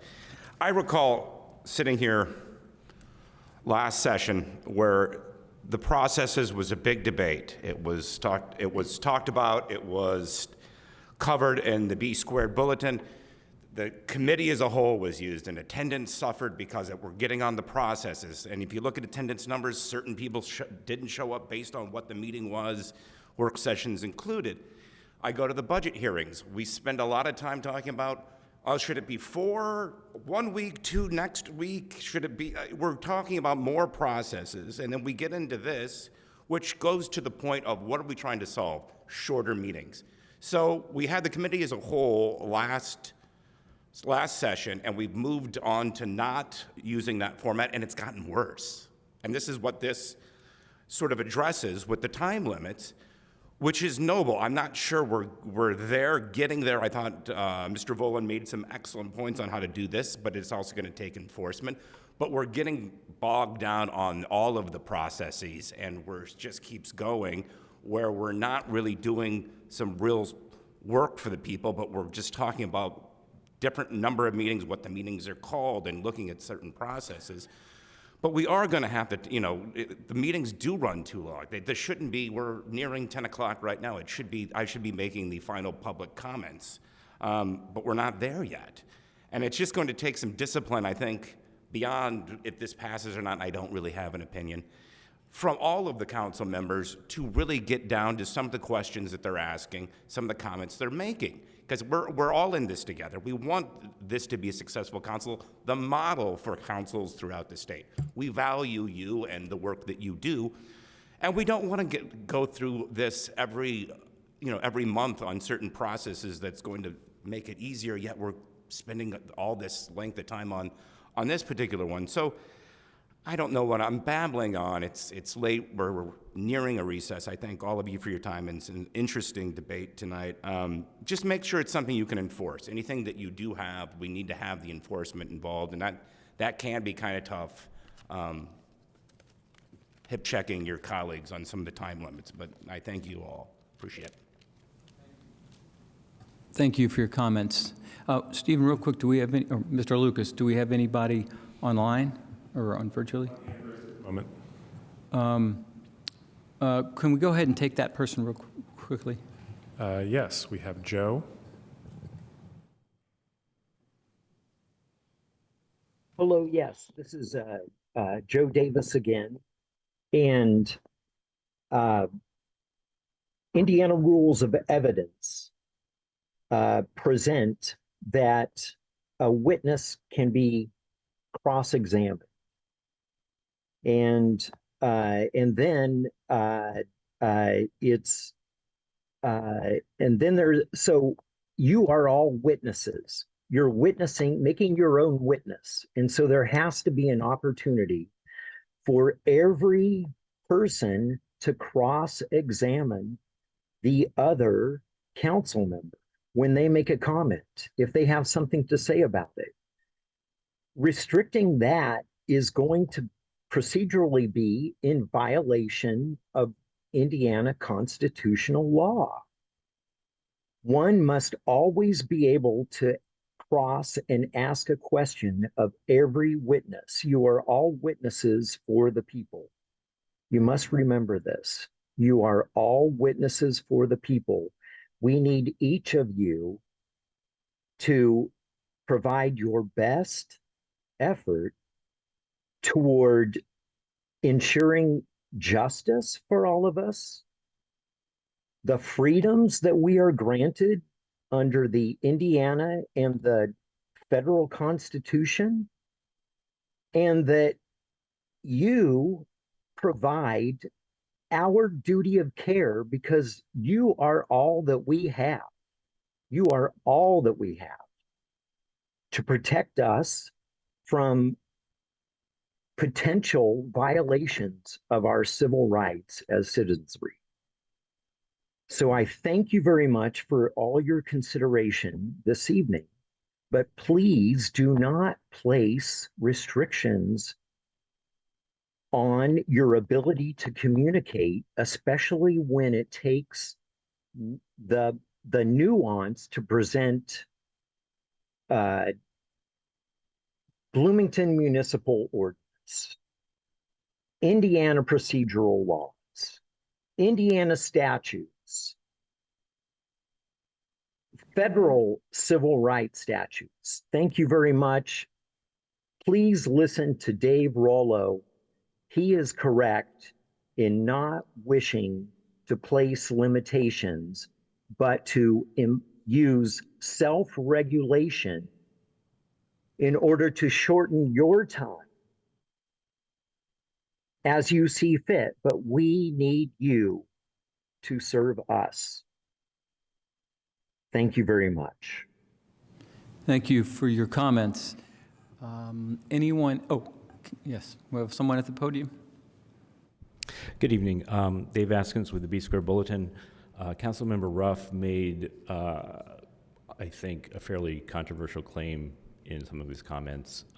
He said that 5 plus 7, or sorry, he said 5 plus 2 equals 7. Here's another controversial claim. 7 is less than 10. 10 comes from the default time limit in Robert's rules for speeches. So if you're trying to find some external objective standard for whether 7 minutes is too long or not, Robert's rule says he had 3 minutes to spare. Whatever you do with this tonight, I hope that you don't consider the matter of meeting length or meeting procedure resolved somehow. I hope you don't think, well, we fixed that. I think that Councilmember Flaherty's point about stop signs and how we consider whether to install stop signs applies equally to this kind of stop sign. So just to remind you, Councilmember Flaherty's point about stop signs is we should consider them comprehensively, not just this intersection or this corridor. Let's focus on that, and that alone we should consider generally where do we put stop signs. In this case, I think the question is generally, how do you run your meetings? So these time limits, I would hope that, say, a couple of years from now, you'll look back and you'll say, my God, why did we spend any time discussing time limits? Because we don't have that problem anymore at all, because we have CBAs, consensus building activities. We have front-loaded the answering of questions even before the meetings happen. So we've made routine submission of written questions by the council, by the public, to staff, so that even at first reading, you're prepared with already the responses to written questions. So the idea of spending meeting time asking and answering, asking questions and getting answers to them, that's a thing of the past. So in any case, I mean, as interesting as this conversation has been, this is not the thing I'm going to write about tonight. I'm going to write about the court ruling that came down today. So I don't know if the rest of you know this, but the Judge Nykerk ruled against the city and found that the law was constitutional. So thanks. Thank you. If they're seeing no one else from the public, Mr. Lucas, is no one else online? No, not that I see. Okay, we're ready to move back to council members for final comment on the item as amended. So, Councilmember Allo? Sure. Again, I want to express my appreciation to Councilmember Strasburg for bringing forward the amendment, because it is an improvement. I can't imagine being able to deliberate and discuss with only 3 minutes and 1 minute. So it's a big improvement, but I still am wary about this. I think in most cases, comments, the 5 minute and 2 minute, I think, 7 minute total, I think it will align perfectly with the subject. I don't think there'll be any problem in most cases. What I'm worried about is the protecting the minority opinion on subjects of real significant consequence. And I might consider legislation to protect the minority. I'm not sure how to frame that. But we might look to other things for long meetings, for instance, putting several controversial subjects or several large subjects of consequence back to back that are going to bring out lots of opinion, public comment, and I really think in the end this is a solution looking for a problem. So I'm gonna vote no, but we will see how it goes, and if it needs amending, I trust my colleagues that we can revisit this in the future. Thanks. Bye. Thank you, Councilmember Asari. I think the last hour has illustrated that the cause of long meetings is rarely significantly contributed to comments, but rather question time and other things.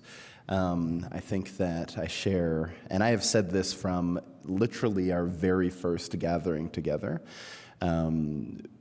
we need to be very mindful that, in essence, what this whole discussion and the introduction of the ordinance does in the first place is illustrating the very tensions with formal meetings to accomplish some of the things that we want to accomplish. So I don't think that we're addressing the real pain point, as much as I'm very appreciative for the fact that that we've brought, and that Councilmember President Piedmont Smith has brought forward an idea to begin with. So I'm very grateful for that. I also think that there's a issue here around, and I've said this again as many times as I've had the opportunity, around our tendency to try to codify everything, because it makes changes very hard. So as much as Councilmember Rallo has great hopes that if this doesn't work that we'll go and change it, the reality is that those type of changes are slow and difficult. And I would just like to say again that sharing many of the public comments and also those that have been made by colleagues here, that what we're trying to do, what we should be trying to achieve, is better legislation for the citizens of Bloomington. Like this, our job here is not to grandstand. It's not to, our job is to come to the best outcomes.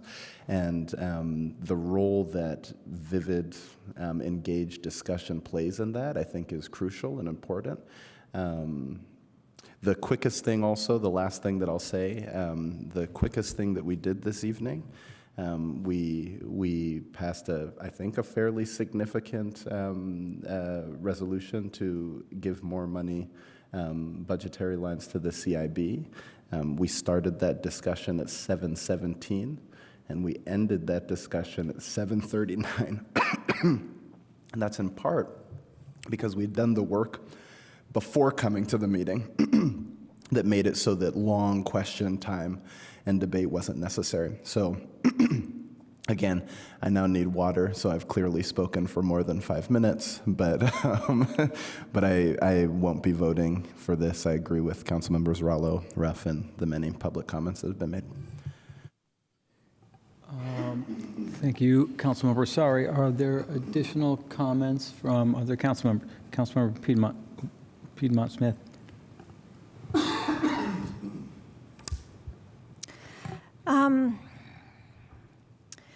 I brought this forward because I think we needed to have this conversation. I think this is the first of a few conversations we need to have to make our meetings more efficient. I agree with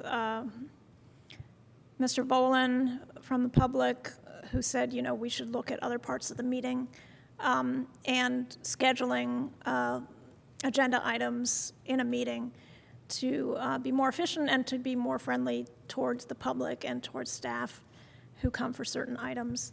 So I think there's definitely more work to be done. I don't think this is a silver bullet or anything like that. I think it's one thing, to talk about procedural issues that we see as council members, and it's another thing to actually do something about them. So after hearing, people talk about time limits and complain about council members going on, and I'm not excluding myself, for many years, I did something. So there. As far as the quick thing that we did tonight with the CIB budget, I'd like to remind everybody that that was just a request to the FabTac to evaluate their budget requests, so we will be hearing that item again. But I also asked some of the questions in advance, and therefore when I asked them during the meeting, which I think is very valuable for the public, we can't ask everything in advance because the answer needs to be public. But when I asked them at the meeting, they were then readily available. I do not understand why Councilmember Asari is voting against this. At repeated meetings and interactions I've had with him, he has indicated our meetings are too long. And so I urge him to propose other ways if he feels our meetings are too long. So that's just something that I do not understand his perspective, because I do believe this will make meetings shorter. Having been in the minority for most of my career on the city council, I feel strongly that the minority should have a voice and should have a chance to explain their position. So I do not think that this will abrogate the rights of the minority at all. I also do not think that this will curtail the duties of this council as a balance to the executive branch at all. So that is all I have to say, and I thank you for your attention. Councilmember Strasburg. Thank you. Just a couple of things, I think. I think that formal meetings are really necessary, because that's where actual decisions have to get made in terms of statute, right? Is we need to have that formality. And I think that one of the things that I've heard a lot from this council in general is trying to have other opportunities for spaces that are less formal. And I think if we implement those other opportunities well, then that means in those spaces we will hash things out in ways that should make it thoroughly possible for council members to limit any kind of comment to 5 minutes.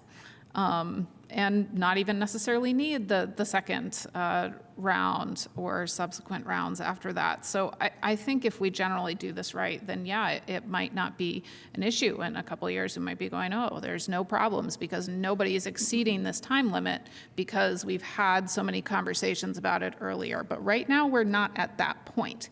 Okay, and so it's this idea of, we talked about a chicken and an egg earlier, so maybe this is a little bit of the same thing. It's like, we got to do something, which kind of brings me to, the second piece of my comment is that the only, this is like a drop in the bucket, right? This is a drop in the bucket of saying, let's limit some time. I have also felt like I have sat through presentations in the last 6 months and last year when I was watching meetings that repeated themselves to such an extent that I was not learning anything new and it was not helpful.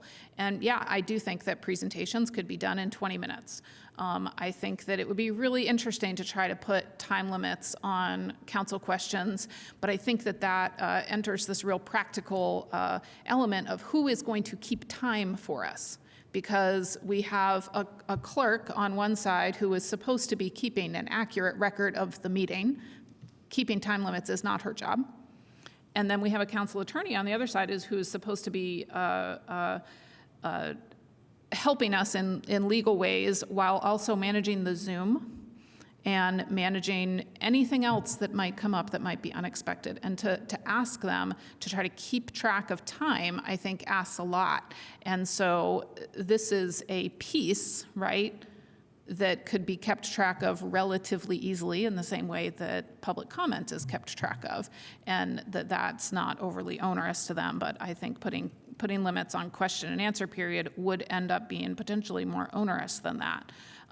Presentations might not be as onerous. So the only reason that I could think to possibly vote no on this tonight is to say, hey, let's postpone this one so that we can put another ordinance out there at the same time with additional time restraints, if that would make everybody happy. But I'm totally fine voting yes on this tonight, because I think that it is some place to start and it is not the finish line. Thank you. Now, Councilmember, sorry, I'm going to call on you. Only because I was directly. Yeah, so I was going to wait. Do you want to take that now? Or I think we'll do a round and then we'll come back for seconds. Was Councilmember Rosenbarger?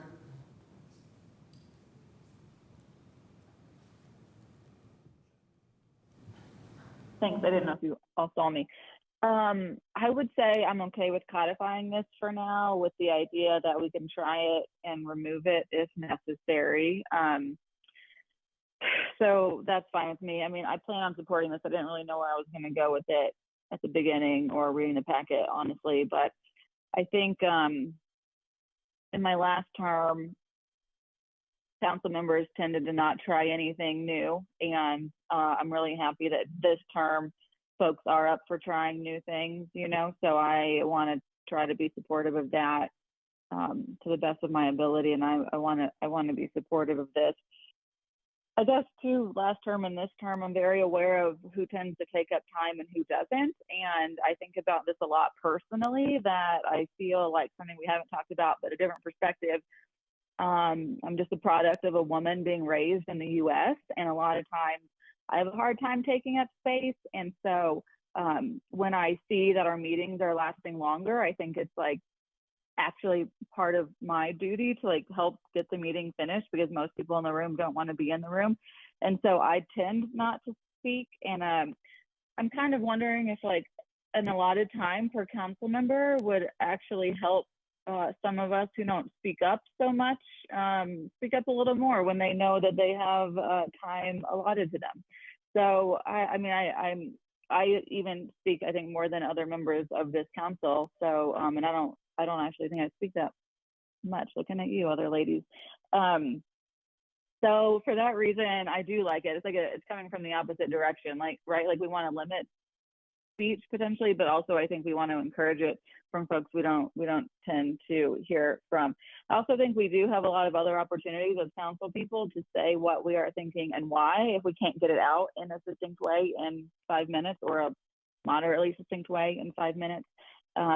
We have press releases that some folks put out. We have reports following up on at the next meeting that we can always weigh in on again. And we do have the comment portion of every resolution or ordinance where comments happen quite regularly. So we do still have that period as well. So yeah, I'm up for trying this out, and I appreciate anything to help make our meetings not last until 11 or 12. Thanks.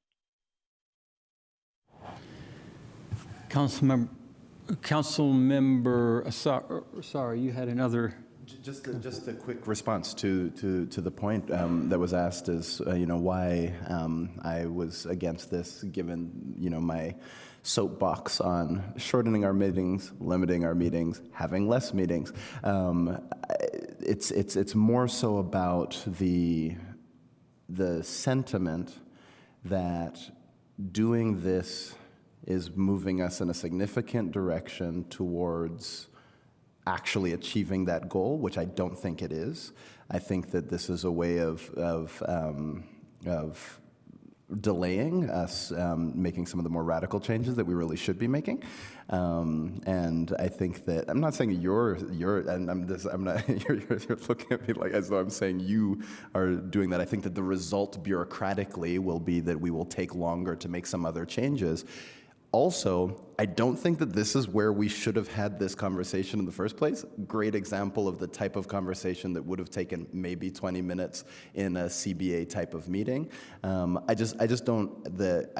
just fundamentally, all of this codification that we do in the city around how our meetings are structured makes things so hard, and it has been the wall against which I have been pushing since I got here as a new member. It's been very difficult. But I will say that the comments that Councilmember Rosenbarger just made were quite persuasive, and it also shows why it's really important to have, open time for comment. But but I'm both persuaded of the need for the freedom of actually speaking and giving our opinions here. I illustrated earlier the same thing in that I did not tell you why I voted down the amendment. Nobody wondered why, but again, I chose not to speak, and I think that that creates problems because people will wonder, well, why did you do this or why did you not do that? So that is 1 minute and 52 seconds. I will stop. Thank you, Councilmember. Sorry.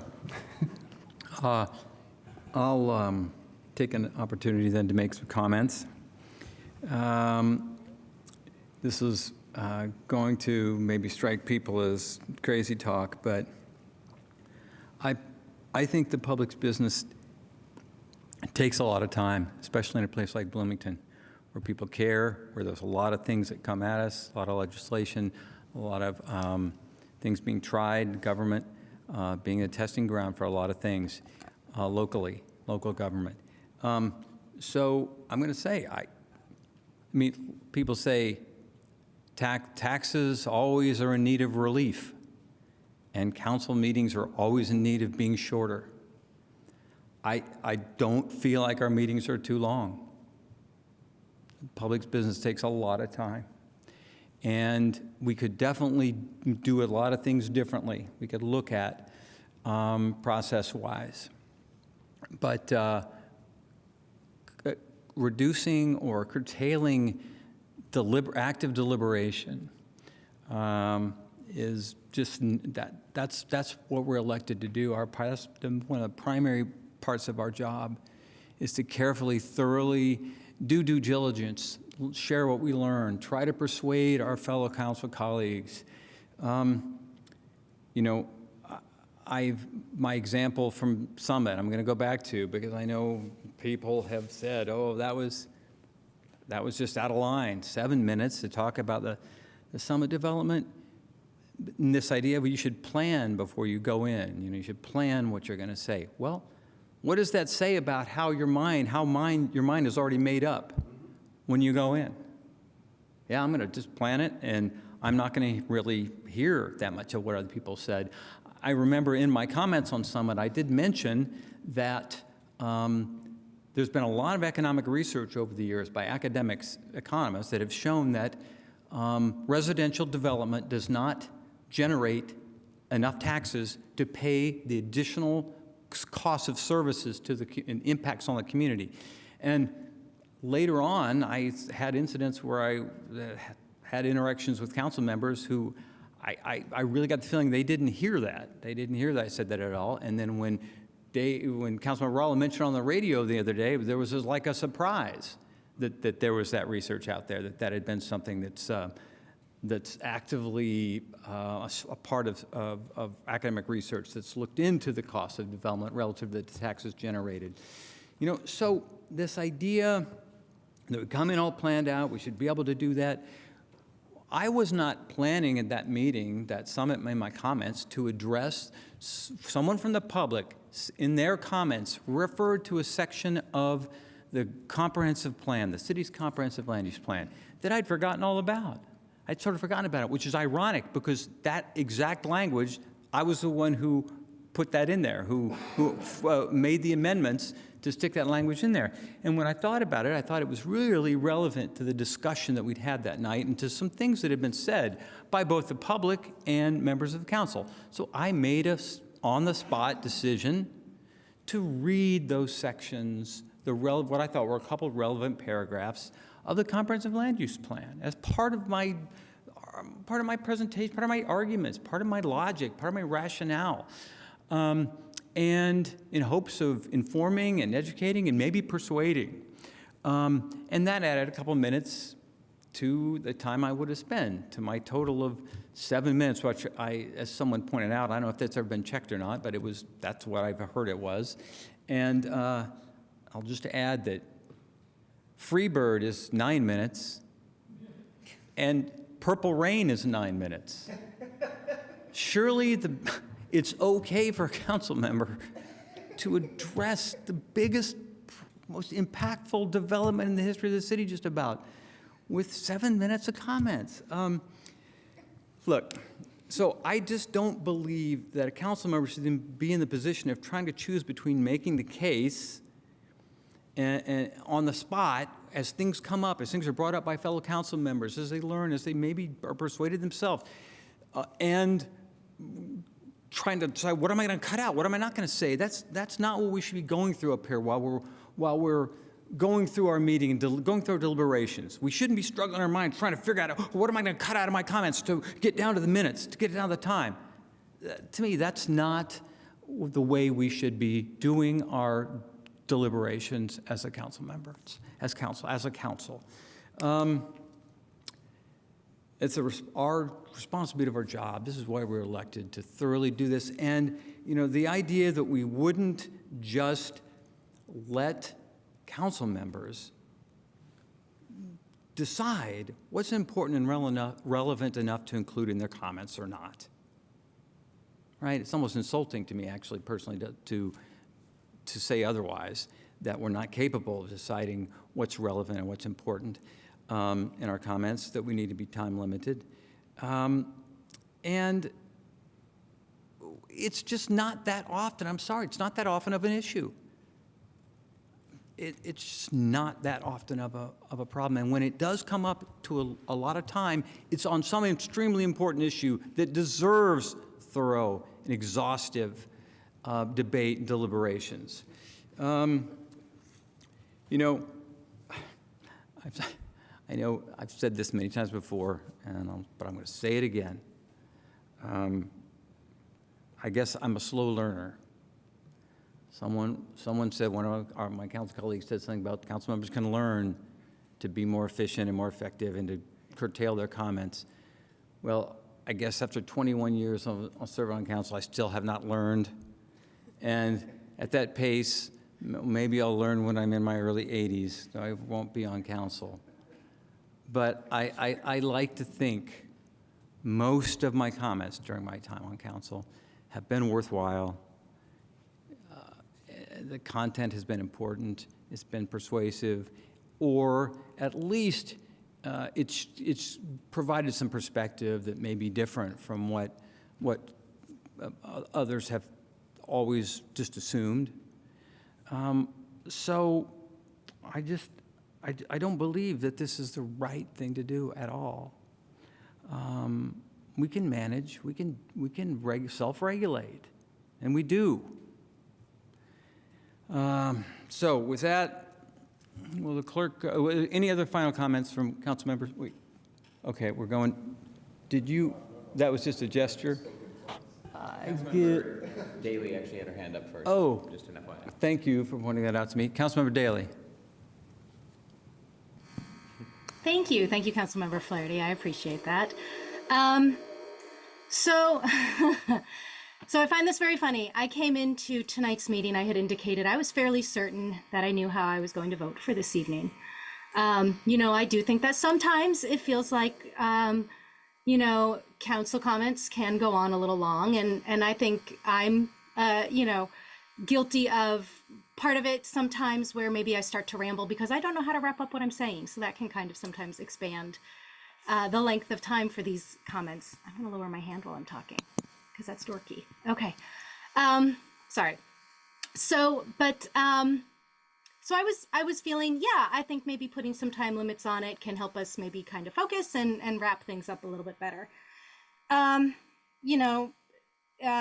think I'd feel a little bit better if maybe we could have more than 2 bites at the apple, if things are going back and forth quite a bit and people are starting to feel differently during the course of conversation. It doesn't feel good to me if anybody feels that they're not getting their voice heard sufficiently, especially when somebody is in the minority of a general feeling, within a topic. We may not feel that, some of these comments need to necessarily always be said. We may feel that they've been said before, those of us sitting on the council. But I think in a lot of cases, the public might need to hear that viewpoint also. They might need to know that somebody on the council feels the way that they feel, or sees it the way that they see it, or understand their vote a little bit better. I am all for shorter meetings, 100%. The long meetings sometimes do feel a little much, and I feel draggy by the end of it, but this is our job, and we need to stay until all the business is done. I really do want us to be efficient, but not necessarily at the expense of everybody feeling that they've had their full say and feeling satisfied that they've fought as hard as they can for an issue, or for getting, just their views heard. So listening to each other, sorry, I'm trying to read my notes quickly.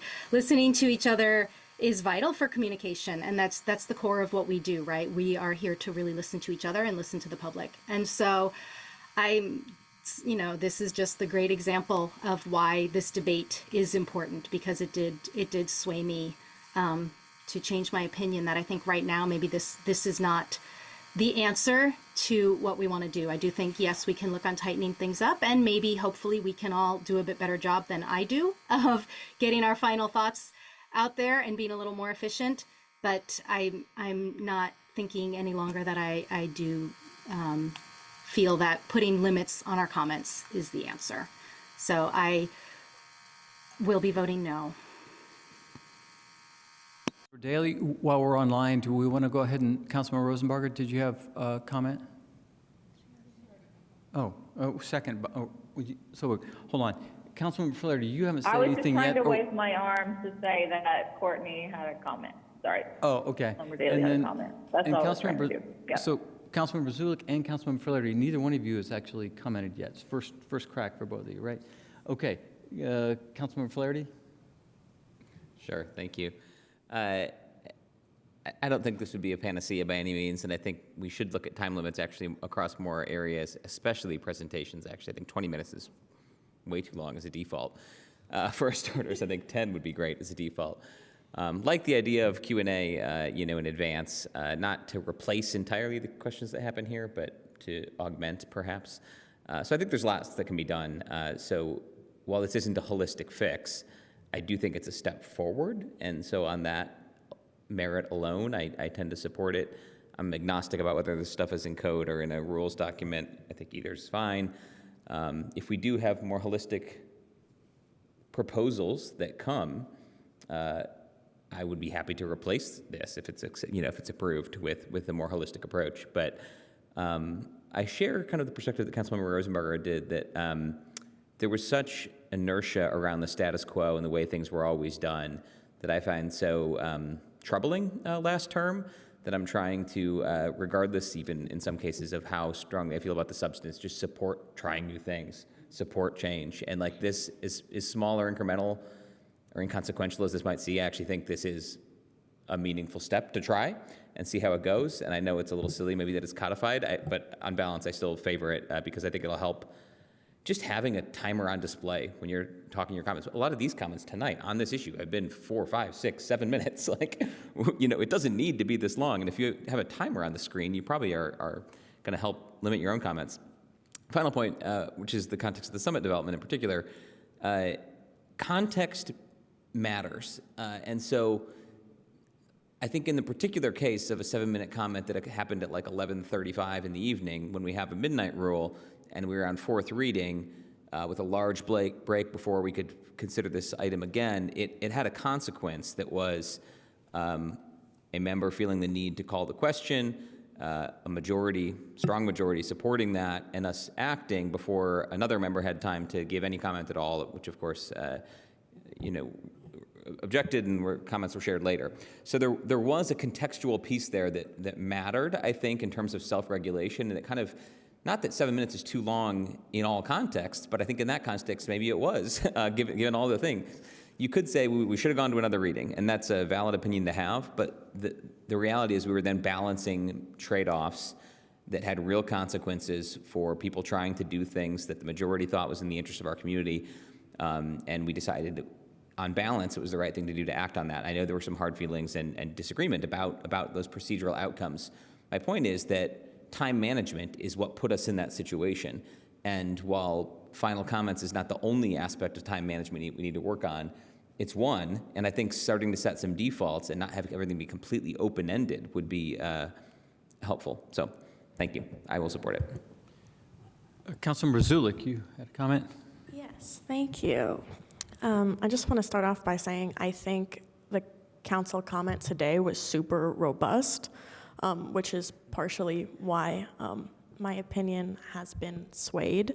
And I also just want to take the time to apologize to Council President Piedmont Smith, because I did tell her that I would be supporting this ordinance, and I like to do things that I say that I'm going to do, so I am sorry.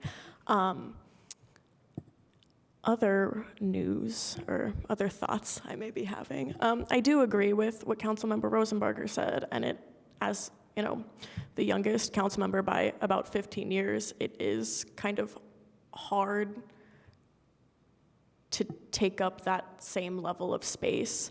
But that is something that I am working through or trying to work through.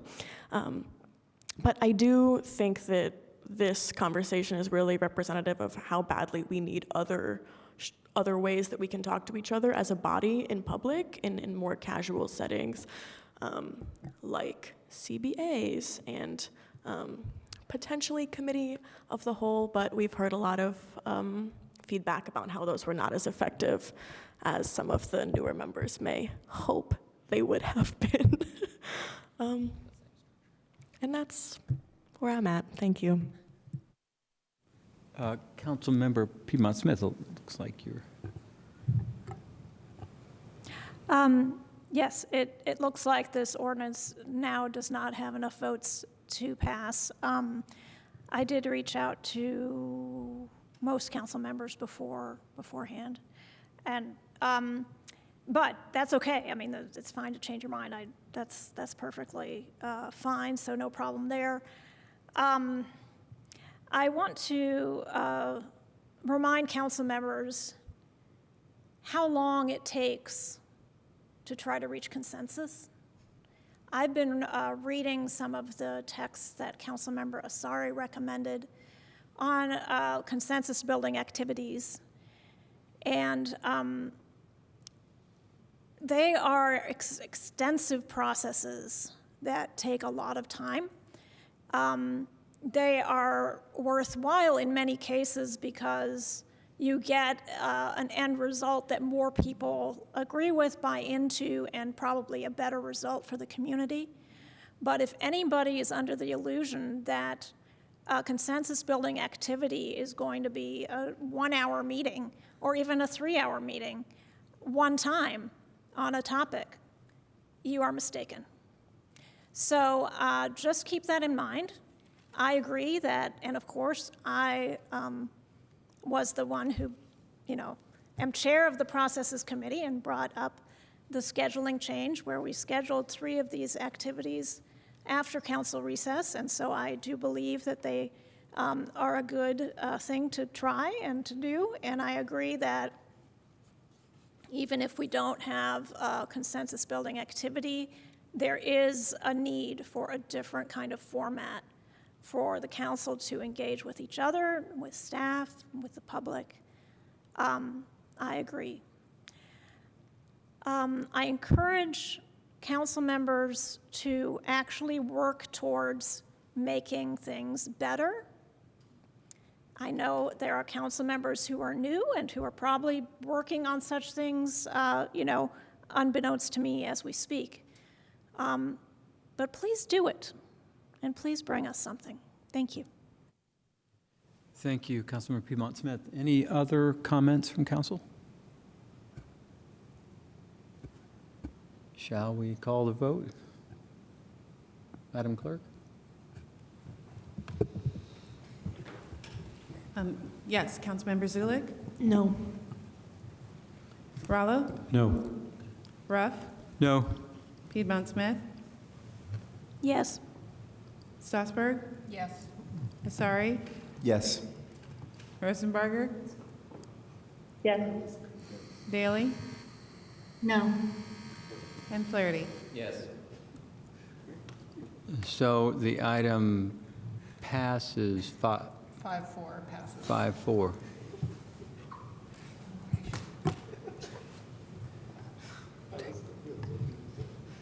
Oh. All right, so moving on, we now move to, what do we move to now? We have the second period of public comment on items that are not on tonight's agenda. If there's any member of the public who would like to give comment, you would have up to 3 minutes. I don't see anybody getting up here in council chambers. Mr. Lucas, do we have anybody on Zoom raising a hand? We do have one taker at the moment, and if there are others that would like to speak, please let us know by raising your hand or sending a chat to the meeting host. First up, we have Jamie. Give your full name, you'll have up to 3 minutes. Okay, thank you. My name is Jamie Scholl. I am a recent appointee to BCOS, and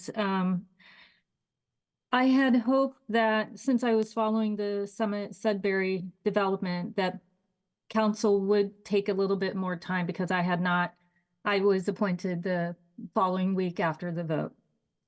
And you all know I listen and sometimes participate in these meetings.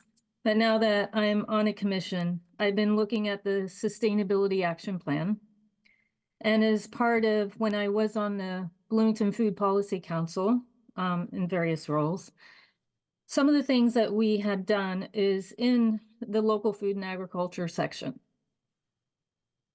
Now, what I remember hearing from that meeting did not include the discussion of food and agriculture. And I heard no reference to this segment.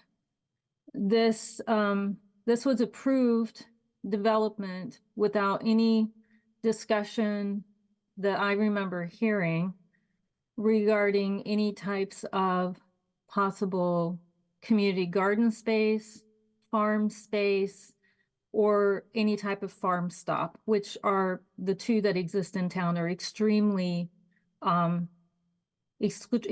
well used. I both buy and sell at those.